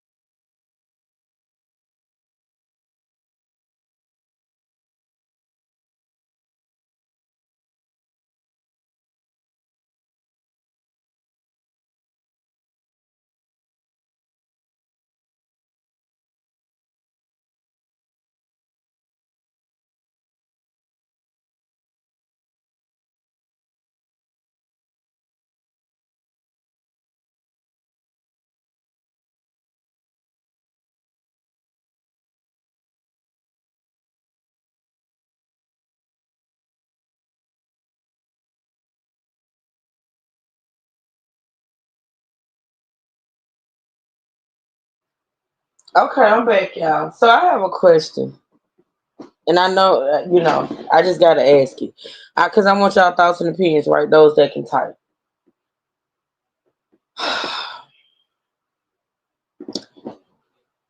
And I wish I had the truth up here, but the truth is today, y'all. But listen, if this young man was, I'm just going to say of a different race other than Caucasian, right? And he had shot up, 6 people at Florida State University. He had weapons. When he was commanded to dropped the weapon. He did not drop the weapon, and they had to shoot. Do you think he would still be alive? Do you think they would have shot?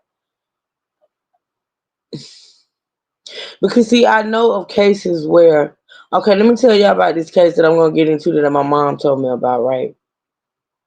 This is why I get so angry, y'all. And I have a passion for this long crime thing, this crime and justice thing, but it's just it just makes me so angry when I, research certain things, right? So let me tell you about this case my mom was telling me about, because we was talking about the Carmelo case, right? Because something about that Carmelo case that really got me, right? So according to my mom, and I'm not gonna go too deep into the story until I researched it. She just told me about it last night, right? So according to my mom, there was this autistic, I'm gonna say guy because I'm not sure of the age, but I think he was a minor, but I think he was an older minor, right? But he's autistic. Well, he was autistic. Well, he's autistic, okay? So what had happened was he was out in his yard. Mind you, there's a fence around the yard, right? So he was out in his yard and he had an episode. He began to have an episode. And for those that know what autism is like, you know what I'm talking about. And like I said, I'm not going to go too deep until I research the story, right? So, and he was having an episode, which to most people who don't know what an autistic episode is like, they wouldn't know. They would just think it was somebody, being aggressive or being angry and just acting out, right? So then the mother came out and was comforting him, trying to calm him down, try to soothe him. Long story short, a neighbor saw his behavior and called the cops, right? So when the neighbor called the cops responded. Now, mind you, the mom and the son was behind this gate that's around their house, this whole gate. He didn't have a weapon. He may have, I think my mama said he had something in his hand, but it wasn't a weapon, right? So, long story short, the mom was out there comforting him, trying to calm him down. Cops show up. I don't know what I would say, but they end up shooting him.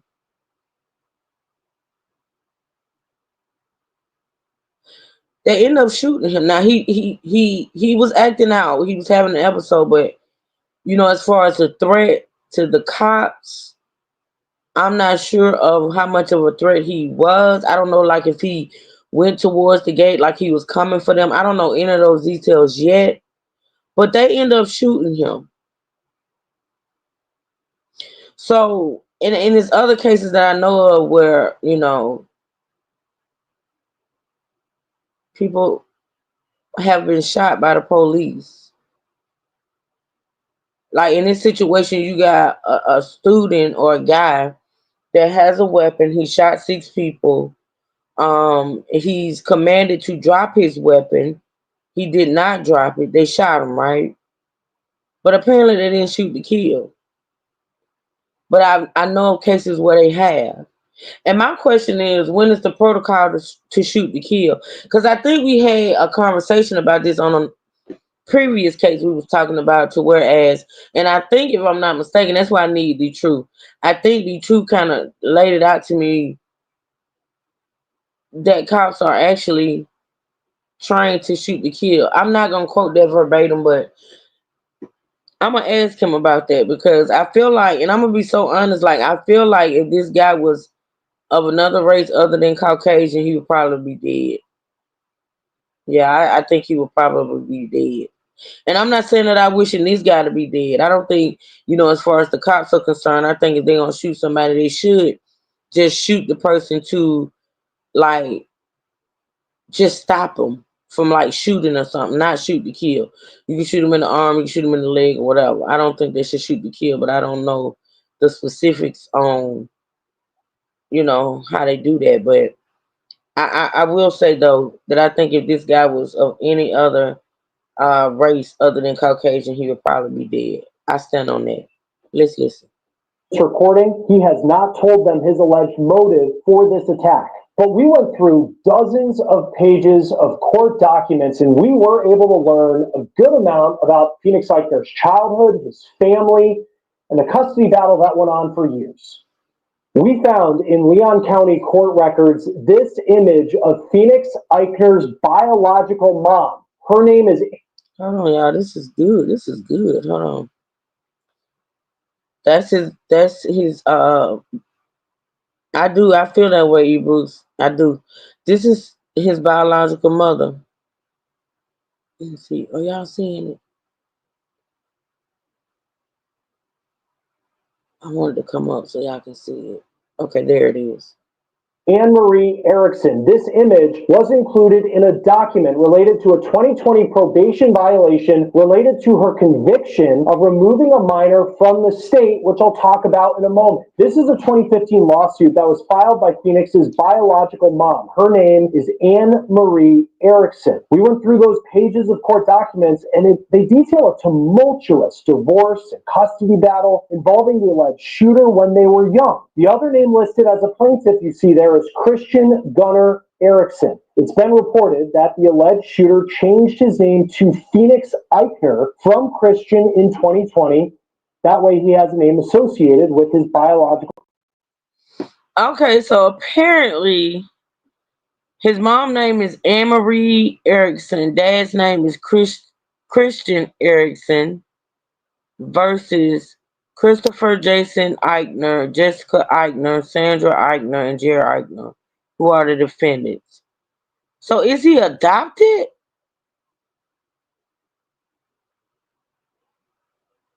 I don't know. Let's listen. Dad's family, Christopher Eichner, who is married to the LCSO deputy that the sheriff named. I'm gonna back it back. So Christopher is married to Jessica. I'm gonna back it back, y'all. I want to hear this. And a custody battle that went on for years. We found in Leon County court records this image of Phoenix Eichner's biological mom. Her name is Anne Marie Erickson. This image was included in a document related to a 2020 probation violation related to her conviction of removing a minor from the state, which I'll talk about in a moment. This is a 2015 lawsuit that was filed by Phoenix's biological mom. Her name is Anne Marie Erickson. We went through those pages of court documents, and they detail a tumultuous divorce and custody battle involving the alleged shooter when they were young. The other name listed as a plaintiff you see there is Christian Gunnar Erickson. It's been reported that the alleged shooter changed his name to Phoenix Eichner from Christian in 2020.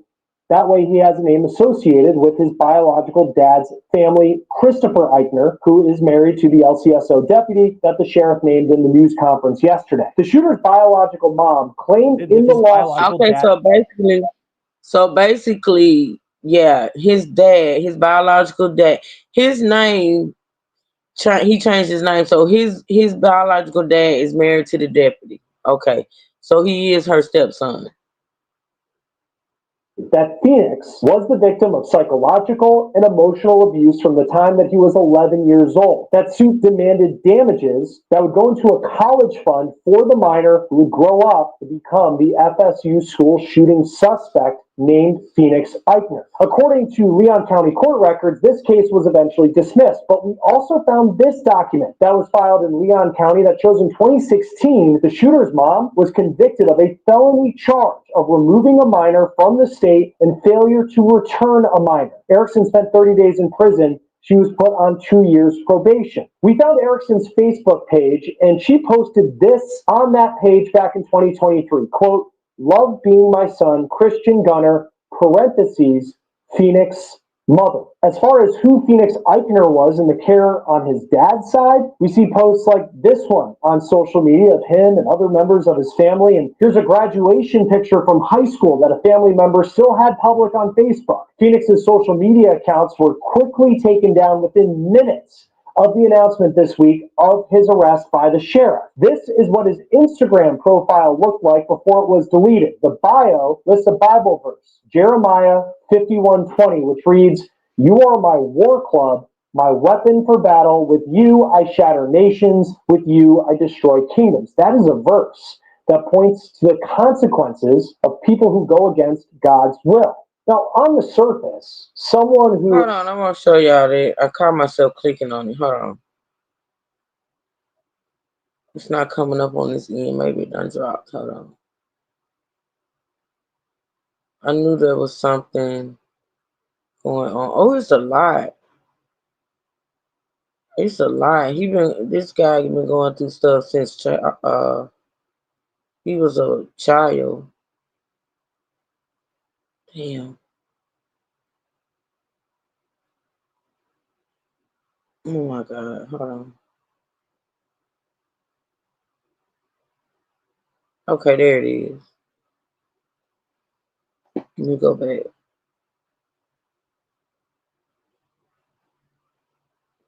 Graduation picture from high school Hey, that a family Amazing. member Good to still see had you, public baby. on Facebook. Phoenix's social media accounts were quickly taken down within minutes of the announcement this week of his arrest by the sheriff. This is what his Instagram profile looked like before it was deleted. The bio lists a Bible verse, Jeremiah 51:20, which reads, "You are my war club, my weapon for battle. With you I shatter nations, with you I destroy kingdoms." That is a verse that points to the consequences of people who go against God's will. Now, on the surface, someone who is the stepson of a longtime sheriff's deputy who was winning awards for Employee of the Month, someone who is active on a youth council that's supposed to be a leader in the community, it may seem like an unlikely person who would be accused of a deadly college campus shooting. But people who spent time with Eichner in class say it is very much the opposite. Many have said he reportedly had far-right, racist views. He would talk about conspiracy theories in class. USA Today talked to a classmate who said Eichner made it clear that he had guns. And the student went on to say, quote, "It's so sad and so shocking. Then to see it was him, I'm sadly not surprised." Eichner was reportedly quoted in an FSU student newspaper article in January of this year ahead of Donald Trump's inauguration in response to a campus protest against the then incoming president. He said, quote, "These people, the protesters against Trump, are usually pretty entertaining, usually not for good reasons. I think it's a little too late. He's already going to be inaugurated on January 20th, and there's not really much you can do unless you outright revolt. And I don't think anyone wants that." As this investigation is just getting started, we are starting to learn about the victims in this attack.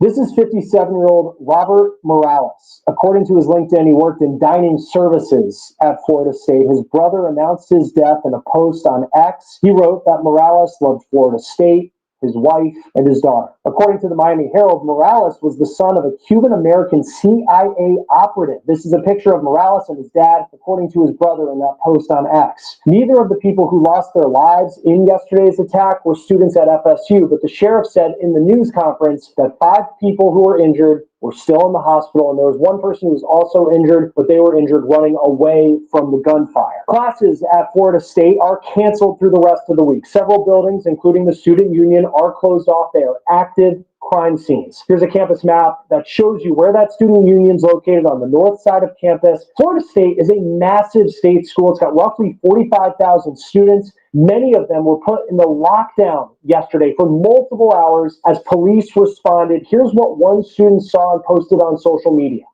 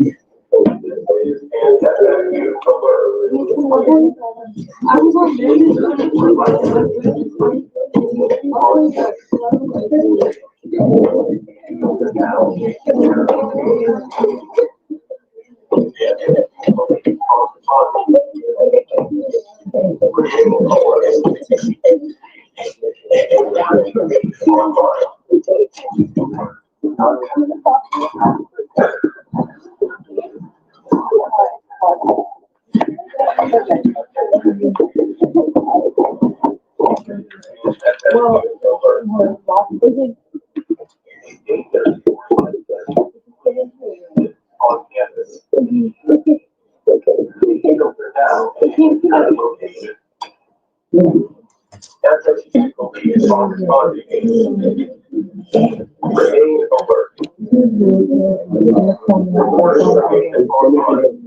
see if I can play this for y'all. It's basically a student that's, I guess, that they have retreated and they're in this room, and you can hear, one young lady crying. I guess they're just sitting there waiting to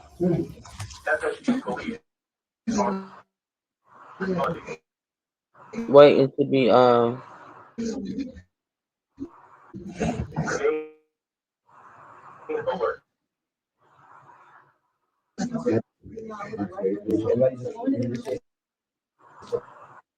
okay. You also have to think of the students that they were.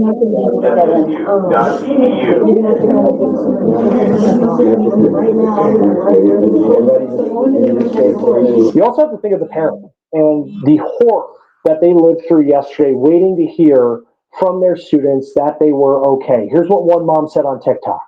I just got off the phone with my daughter, who was barricaded behind a door in the Department of Psychology building at FSU for 2 hours.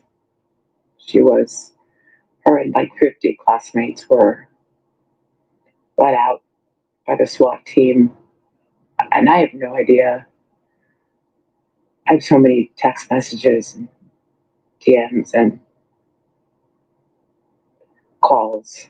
I have no idea how many shooters there were. I have no idea how many victims. I'm just so abundantly grateful that she's okay. And just praying so hard for any parent whose child isn't. I'm so sorry. Florida State is scheduled to hold a vigil on Friday to honor the lives that were lost and the impact that this shooting is having on their community. Along with classes being canceled for the week, Florida State has canceled their home sporting events through the weekend. Joining us now to talk more about the investigation is former NYPD crime scene investigator and co-host of Crime Time with Duty Ron, Ed Wallace. What you say, Sonya? Let me read your comment. You say, it's clear that God doesn't need any help from us to do his will. I need people to stop misrepresenting the word of God and taking matters in their hands. It is written, vengeance is mine, saith the Lord. I agree, Sonya. I agree. Always great to have you on Law and Crime. Thank you for being here. We've learned a good amount of information at this point about the suspect in this shooting. What stands out to you at this point? Well, we need to do a whole lot of background investigations on the shooter. Okay, we have to establish his online presence, his social media presence, his electronic forensics need to be gone through with a fine-tooth comb. We have to understand his history of possible mental illness and any medications that he may have been on. Obviously, the shotgun. We have to do a background check on the shotgun. Whose shotgun was it? Did he purchase it? Is it his? We know that the handgun that he used was his mom's, and she was a deputy sheriff, and so apparently it wasn't secured enough for him not to have access to it. I'd like to know what triggered him, okay, to do this horrific crime. Then we have the crime scene itself. It appears that he rolled up on scene in a some kind of orange SUV. And according to witness statements, he exited the vehicle with the shotgun, and he couldn't get the shotgun to work, ran back to the car and got the handgun, left the shotgun, and came back and started shooting. Now, 2 of our fatalities are not students at the university, and the others are.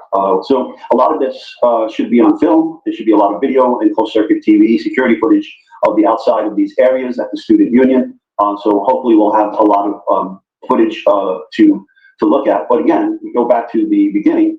We need to do a deep dive into the week leading up to this and to see what his social media activity was, who he's talking to, any online posts, anything that he may have said or done online that may suggest that this was coming.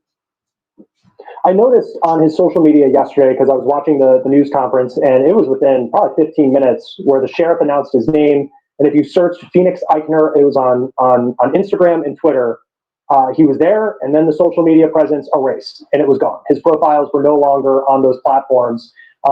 If someone were to delete them, maybe the social media companies took those profiles down. From a law enforcement standpoint, how do you go through?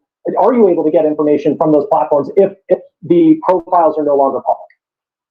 Yes, you should be able to get some history here. You go to the judge, you get a subpoena signed by, or a court order signed by the judge, and then serve it upon the social media companies, and they should be able to hand over everything that they have on file in the cloud and so forth for these accounts. And when you look at classmates who have said he had what they perceived as extremist views when it came to several issues, who do you talk to as not only just the social media presence, but who else are you going to talk to as you try to put together a picture? Because what you say? Let's see. Hey, Miss Tia, good to see you, girl. You said, "Truth, I'm so proud of you. Keep up the amazing work." Yes, you do. Thank you, amazing. I appreciate it, girl. Thank you so much. I appreciate it. Thanks to everybody that's joining and supporting this live. Y'all make sure y'all hit the like button. Thank you so much. If y'all got any questions that I can answer, put it in the chat. And right now we're just listening to this Law and Crime on the Case video. After this, we're gonna listen to another little short video that talks more about the shooter, and then that's gonna be it for today. Okay. Thank y'all for being here. I appreciate it. He's not talking to police. So you're trying to figure out what could have motivated him to do something like this. If you don't hear from him, how do you go about trying to get to what the motive could be? So law enforcement needs to put out public messages that anybody who has been in contact with this individual and may have information concerning his motives, his beliefs that may have led to this attack, please contact us. We got to get that information out nationwide and possibly even international, as we've seen in other cases that you and I worked on with the international nexus. Yeah. And it's just a shocking development is that his mom his stepmom is a Leon County Sheriff's deputy. She's been a sheriff's deputy for 18 years. The sheriff spoke highly of her at this news conference yesterday. I'm sure she is in shock, as many parents are when they find out that their child has been accused of something like this. What's it like when you have to go and interview someone who is a member of law enforcement? Yeah, I mean, in my career, I've had several cases involving crime investigations and either active or retired law enforcement. And it's very difficult, especially when it is apparent that there was criminality on the part of these law enforcement officials. And it's very difficult, you can sympathize to a certain degree, but in the end, she was responsible for safeguarding those weapons. Now, my wife and I both retired in New York City police detectives, first grade detectives, and we raised our family while we were detectives, and we've always safeguarded and secured our firearms. And then when the kids were old enough, we trained them on the safe handling and the use of firearms, but they never had access to our firearms. Never. In the entire 20 years of our career, plus, because my wife continued in law enforcement for 21 years at the NYPD, and then another 18 years after that with the district attorney's office. Then my older son became a police officer as well. So we never allowed the kids any access whatsoever to our firearms. They were always secured when we were home. And part of that I find interesting is that I think of previous school shootings where someone had access to a firearm that wasn't locked up and they were able to use that weapon in a high school shooting. Phoenix Eichner's 20 years old, so he's not a minor. Could the stepmom still face charges where maybe she did have, if she did have the gun legally locked up and this was someone who is not a minor and is eventually able to get access to the weapon, how could the law look at how he was able to get the gun and how does his age factor into what, if any trouble that the stepmom could be in? Well, if in fact he broke into the mom's storage locker for the firearms, say a safe or a strong box or whatever the case may be, well, he's an adult, so he committed a crime to gain access to that firearm. Then the mother should face no penalties for that. If she did that, then she made attempts to secure her firearm and keep it from access from her child. And then he broke the law to gain access to it. And then he'll be charged as an adult because he's 20 years old. The sheriff said, invoked his right not to cooperate with the investigation. What type of communication, once he puts that, he says, I want a lawyer, I'm not talking. What type of communication can law enforcement have with him going forward? Is there even just checking in to see if he's still has that. Man, see, this is what I'm talking about. It be the dumb questions. I cannot, once the man invoked his rights, nobody can speak with him. I mean, at this point, it's just like people just be asking questions just because they have nothing else. Like, everybody knows, and you should know this, and I like you do. I watch you all the time.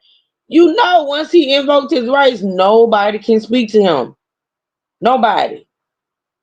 So you know, as far as motive is concerned, you probably not gonna get that. Not right now, anyway. He's not speaking. He can't. I mean, he can, but law enforcement can't ask him anything. He invoked his rights. Hey. That approach to the investigation, or is it something where you just have to wait for him through a lawyer to contact you? Well, you can reach out to his lawyer, but you cannot reach out to him directly now. Once the lawyer is involved, all direct communications with this defendant. And then the lawyer absolutely can't tell. Even if he tells the lawyer, look, I shot him up because of this, and that, and the third, the lawyer can't tell you. The lawyer can't tell you. Ceases to exist. Any communications between law enforcement will have to go directly to his lawyer, and then from his lawyer transmitted to the defendant, and then all these decisions will be made between the defendant and his lawyer. I know in previous cases we've talked about, and you've lived it in your career, just the methodical approach that a crime scene investigator needs to take in putting together a timeline and the evidence that could be used when you get to a trial. And this would be a very high-profile trial when we get to that point. There are, at the time of this recording, roughly 8 buildings that are closed on the FSU campus, which is, if anybody's ever been, it is a massive state school. What type of, with school and those parts of campus closed off, I mean, how do you approach a massive crime scene like that and make sure you have the evidence you would need for trial? Well, as I said, by the time the crime scene people get notified to respond, there should be plenty of information about what transpired and where it transpired, where the different shootings occurred, the movements of the suspect and the victims. All of that should be obtained relatively easily in this case, because in this situation, in these universities and the way our society is today, you can't walk around any place or drive any place without being videotaped, okay, or photographed. So there should be plenty of that information. But as you said, this could be quite an extensive crime scene because of the movements from the parked car back to campus, and then back to the parked car, and then around the campus conducting the attack, and then being confronted by law enforcement, and finally shot by law enforcement and stopped. So all these areas of concern have to be looked at. In addition, you know how many rounds were fired, you know how many gunshots the victims have sustained, so you're going to have to account for all this ballistics. You're going to look up for all the cartridge casings, and you got to understand too, in the beginning stages of the shooting, the people on campus, whether they go to school there or not, are running around like chickens without a head through the crime scene, trying to protect themselves and save themselves. So, these potential cartridge cases being ejected from this firearm are being kicked all over the place, and or moved or crushed or damaged, possibly altered. I hope that's not the case, but in reality, that is highly probable. And then you have to account for all of that. So, you get the information from the 2 decedents, how many gunshot wounds they have, or whether they're perforating or penetrating, meaning if it's perforating, it means the bullet did not exit and is still in the body and should be found on x-ray of the bodies. And if it's penetrating means that the bullet stayed in. Perforating means it entered and exit. So if there are entrance and exits, then you have to look for those bullets. And that could be a daunting task in and of itself, because bullets can fly miles. So you have to track down everything as reasonably as possible. And classes are canceled through the rest of this week. Sporting events that were going to be held in Tallahassee, those have been canceled through the weekend. Is that enough time for crime scene investigators to gather as much evidence as they can before the school will eventually need to start bringing students back onto campus as they continue the semester? It should be. Now we're into day 2 now of the crime scene, right? So it started yesterday, and we're into day 2. So after today, they should know if they're missing any ballistics, right? They have the firearm. They should know how many cartridge cases. They should know the magazine and how much capacity it could hold. They would know if there were many magazine changes. Did he expend one magazine full of ammunition and then reload with a new magazine? They should know all this information. Now, they, again, have to add up the shots with the wounds of our victims and make sure they can account for that. Now, if they don't line up, then they have to look for what's called ballistic impact marks on surfaces of buildings, vehicles, anything that was in the vicinity that could have sustained ballistic damage from a bullet that missed its target. What do the days look like for a crime scene investigator when you are working up against knowing that on Monday next week, the school could be back to business as usual. It's a campus of 45,000 people. For one crime scene investigator, what do those days look like? Well, if it's just one, it's going to be a long time. It's going to be a long time, but I guess for one person working on, part of the team that's trying to piece things Right. together. So if the crime scene of this magnitude, it can be broken down into more manageable sectors. You don't have to have one team of crime scene investigators process the whole scene. If it's this large, then what you could do is you break it down into more manageable, you grid it up and break it down into more manageable sections, and then you assign multiple crime scene teams to process those individual sectors. And when you look at, and unfortunately we've covered a lot of cases like this, whether it's a school shooting, whether it's I know we've talked about Nikita Kassav, who's the young man accused of killing his parents in Wisconsin. And I think especially in the case of a campus shooting, and we see it play out on social media, that people want to know what someone's political beliefs were and kind of make it this conversation that goes into something beyond the case itself. But for you, like as someone who has investigated these cases, you now analyze these cases, if there is something that is consistent through the people who commit these types of acts, what would you say that is? Well, right away, what jumps at me is mental illness and the medications used to treat mental illness. I see a common theme amongst these shooters with regards to these types of illnesses and medications. Yeah, and we've dived into... You do know it's a thing, right? Y'all do know it's a thing. Y'all do know, even with him bringing up his whole history back in the day, right? With the mother filing that lawsuit, you do know his mental health gonna play a part of this, right? I mean, we see it all the time. Come on, bro. Like, we cannot ignore the patterns. We cannot ignore the history. And the fact of the matter is, okay, let's just talk about as far as the media is concerned. Let's talk about it. Now, I'm not saying this is the thoughts and opinions. I'm just saying my thoughts and opinions, right? And I'm not saying that this is what I see. This is what I see. When it comes to an African-American teenager, young adult, that, could or would shoot up a school, shoot up a rally, shoot up a protest, stab another student saying it's self-defense, any of that. It's the background. It's the childhood. It's the broken home. Did the child have a 2-parent home? How was they raised? What are the parents? What let's get into who the parents are. How did they raise him? Was he right? That's what it is, right? That's what they focus on. But when it comes to a Caucasian teenager, young adult that shoots up a school, shoots up a protest, shoots up a rally, it's all about mental health. It comes down to their mental health. It's no coincidence that even on this live stream right here, his history as far as a child and what he went through as a child in this custody battle, and the fact that the mom filed a lawsuit saying his mental health was all screwed up, it's going to come into play.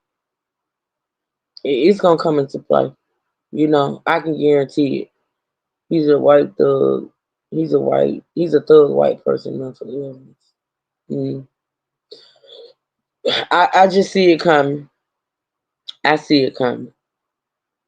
It's like there's family background. Seemed like there was some significant custody battles that were going on for a long time, and I'm sure we'll learn more about his mental state. Knowing all the information that you could gather from the crime scene and forensics, and then especially now in a world where on our phones you can learn so much about somebody. If he never cooperates with law enforcement, how strong of a case can you put? Certainly we all want to know what the motive was going to be, but in terms of making sure this person, if they did what they say he did, goes behind bars for the rest of his life, do you really need to talk to him? You can have cases that are circumstantial evidence-based and still get a conviction. So what I've seen in the past is you do deep dive on cell phones, the texting, the movements, all the GPS locations in there, the social media footprint. Then you look at also the vehicle. You could use the infotainment system to see when the phone connects there. There's also data stored in there. Okay, especially with the social media aspects of it too. There's clouds. You gather up all of this information of what was transpiring leading up to the event, and then in this case, he was stopped as he was in the middle of the incident. I shouldn't say event; it's an incident. He was stopped and halted at the incident, And so we don't have any further electronics coming from him at this point. But based upon all of this data, you should be able to look at his Amazon searches or whatever searches he was conducting online. And I wonder who took down his social media. I wonder who took down. I wonder if it was the officials or the family that took down all his social medias. Because I'm pretty sure his social medias has a lot on them. I mean, that one post, this one post right here. Let me see.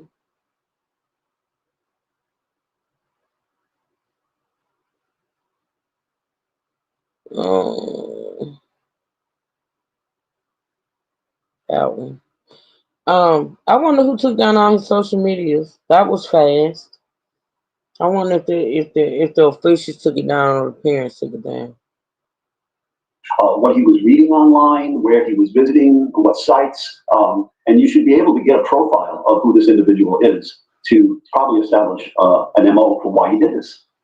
Yeah, it's so interesting too when you think it's so much more than the Facebook and the Instagram. I know in a lot of cases we talk about Telegram, Discord, unclear if you have profiles on there, but even now the Amazon, I know in the Brian Koberger case out of Idaho, Amazon has become an incredibly key part of defendants in these cases and what people are accused of. So it's going to be, this is of course a story in the very beginning. It's very tragic. It's shocking with the background that this shooter appears to have had. And there's going to be a lot of questions moving forward. Ed Wallace, it's always great to have you on Law and Crime. Thank you for joining us. We appreciate it. Thanks for having me. We are requesting as much information as we can on this story, including court documents and body cam video. When we get that information, we'll be sure to share it with you. For On the Case, presented by Law and Crime, I'm Chris Stewart. We'll see you next time. Bye, Chris. We'll see you next time. I like Chris. I do, usually. All right, so listen, y'all. The last thing we're going to get into today, we're going to listen to this 5-minute clip of new information. The one I told y'all about, the documents revealing early life. And it's probably going to get into what Chris got into earlier about the whole divorce and the custody and things of that nature. So let me pull up. And I'm going to try to play it first. I am. And we're going to see.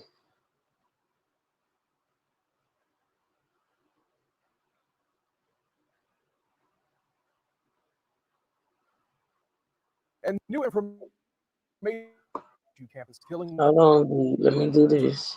People and injuring 6 others. Justin Clark has been going through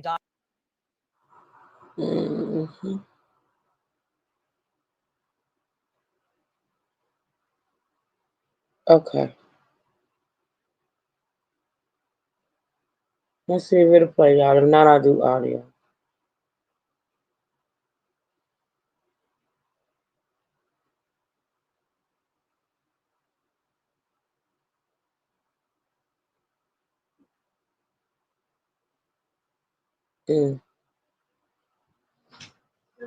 Hold on 1 minute.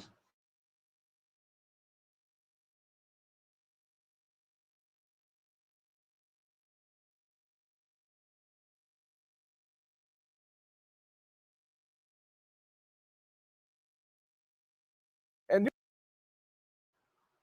all right, y'all, just new give me a information second. coming to light. She joined according through.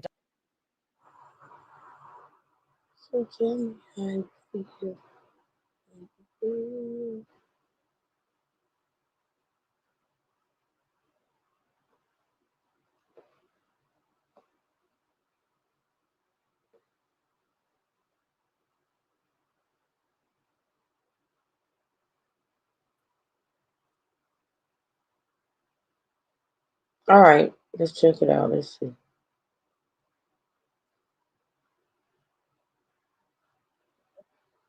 Coming to light about the shooter who opened fire on the FSU campus, killing 2 people and injuring 6 others. Justin Clark has been going through documents today to get a better understanding, and she joins us now. This guy was 20 years old. What are you learning about him? So yes, a 20-year-old Phoenix Eichner is his name. He's major according to All right. I'm gonna do this. his website, but he didn't have that. Pause it. Pause. Now, I'm gonna play audio. New Phoenix Eichner information was actually coming to light Christian Gunnar about the Erickson. shooter who opened fire on the FSU campus, killing 2 people and injuring 6 others. Jessica Clark has been going through documents today to get a better understanding, and she joins us now. Hold on, it's still playing on that end.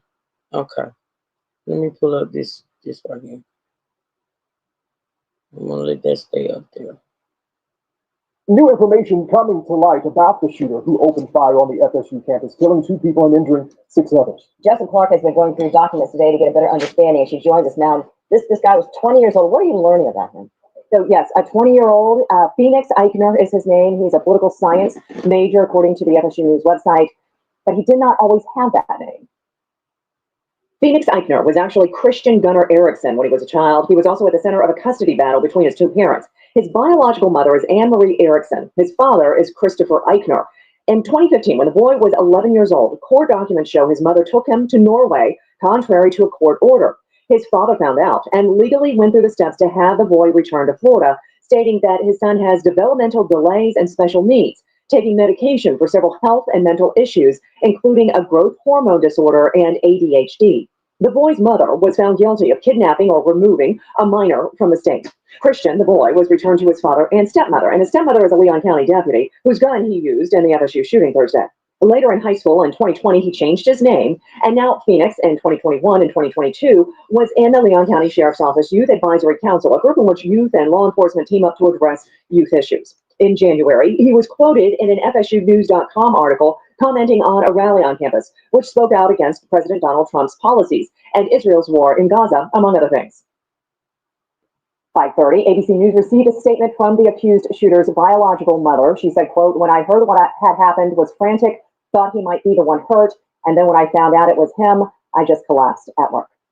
You can read our in-depth coverage of what we know about the shooter at FSU, a full report of the information in these court documents, including information on a civil court case that was later dismissed against the boy's father in this story on First Coast. I'm gonna go on that website and pull those court documents, y'all, and we'll probably talk about them when I come back live on him. That's probably why my thing ain't been playing, because it ain't plugged up. Well, hold on. I have to check that out. But anywho, yeah, so I'm gonna pull those court documents, y'all, and we're gonna talk about it when we come back on this.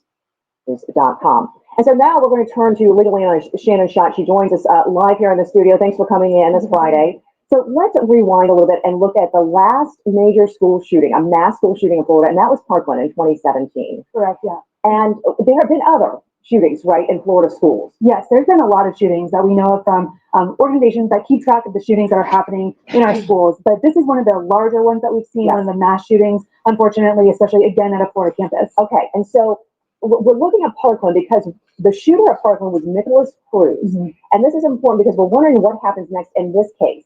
He faced a death penalty, but then what happened with his sentencing? Right. So Nicholas Cruz is a name that lives in infamy in Florida, but especially in Florida law, because of his sentencing that occurred in late 2022, the governor in the 2023 legislative session asked the legislature to change the rules around death penalties. So when an individual is charged with a death penalty now, there only has to be a recommendation to the judge for death for a majority of the jurors, so 8-4. 8-4 of the jurors now have to say, yes, I support the death penalty in whatever case I'm serving it on a jury for that death penalty to be recommended. But in Nicholas Cruz's case, in the Parkland school shooting case, it was not a unanimous vote, and at that time it had to be a unanimous jury decision, right? That's correct. Okay. So the jury will make the recommendation to the judge, and it has to be unanimous in order for the judge to impose a death penalty previously. Now, the recommendation can be 8-4. It does not have to be imposed by the judge. It's not mandatory. The judge can still consider it, but it's much more likely if the jury recommends death that the judge will impose a death penalty. Okay, so what do you think will happen in this case? Well, certainly the community is going to be grieving in a similar way that we saw in Parkland, and it's very likely that you'll see a lot of community outrage and that the elected state attorney in Leon County will be expected to seek the death penalty. In this case, I fully anticipate that that's what's going to happen here. But as you said, now, because the law has changed, even if the jury is 8-4 or I guess 9-3, correct. That is a wholehearted recommendation to the judge that the judge can consider for the death penalty. Absolutely. A lot of defense attorneys say this is more of a roll of the dice for their clients. It has been challenged in the Florida Supreme Court, but as it stands right now, it does not have to be unanimous, and it's possible we could see a death penalty without a unanimous jury vote. Very, very interesting. Shannon Schott always have that perspective that we need. Your legal perspective is so valuable. Thank you for joining us. We're going to throw things back to you, Jeannie. All right, so that was the end of that, y'all. Like I said, basically talked about what we had heard about with Chris over there about his history. I'm gonna put, like I say, I'm gonna pull those documents on that website he gave out, and we'll talk about that more when I come back live on him. And I'm also planning on listening to a couple of clips of students that was actually there when the shooting broke out. So, with that being said, we're almost at 2.5 hours, which is good for me. I want to thank y'all so much for joining this live stream. I appreciate it. Please don't forget that I'll be live tomorrow around noonish, maybe a little before, maybe a little after. We're going to celebrate the life of Kyron Lacey. So, I ask that y'all please join me for that on tomorrow. Other than that, I'll see y'all later in Sipperville. Listen, y'all have a blessed, beautiful day. I don't know how it is where you are, but it's beautiful here. Y'all enjoy your family. And yeah, I see y'all later on the T channel, and also I see y'all back here tomorrow around noon. Thank you, Melissa. I appreciate it. Thank y'all for supporting this channel. I honestly do appreciate it. All right. So with that being said, y'all have a blessed, beautiful rest of your day. All right. Be safe, be safe, be blessed, and never stressed. And until next time, y'all, True Sippers and Steak Gang, stand up. And I'll see y'all later. Y'all be good. Thank y'all so much. All right. Love y'all.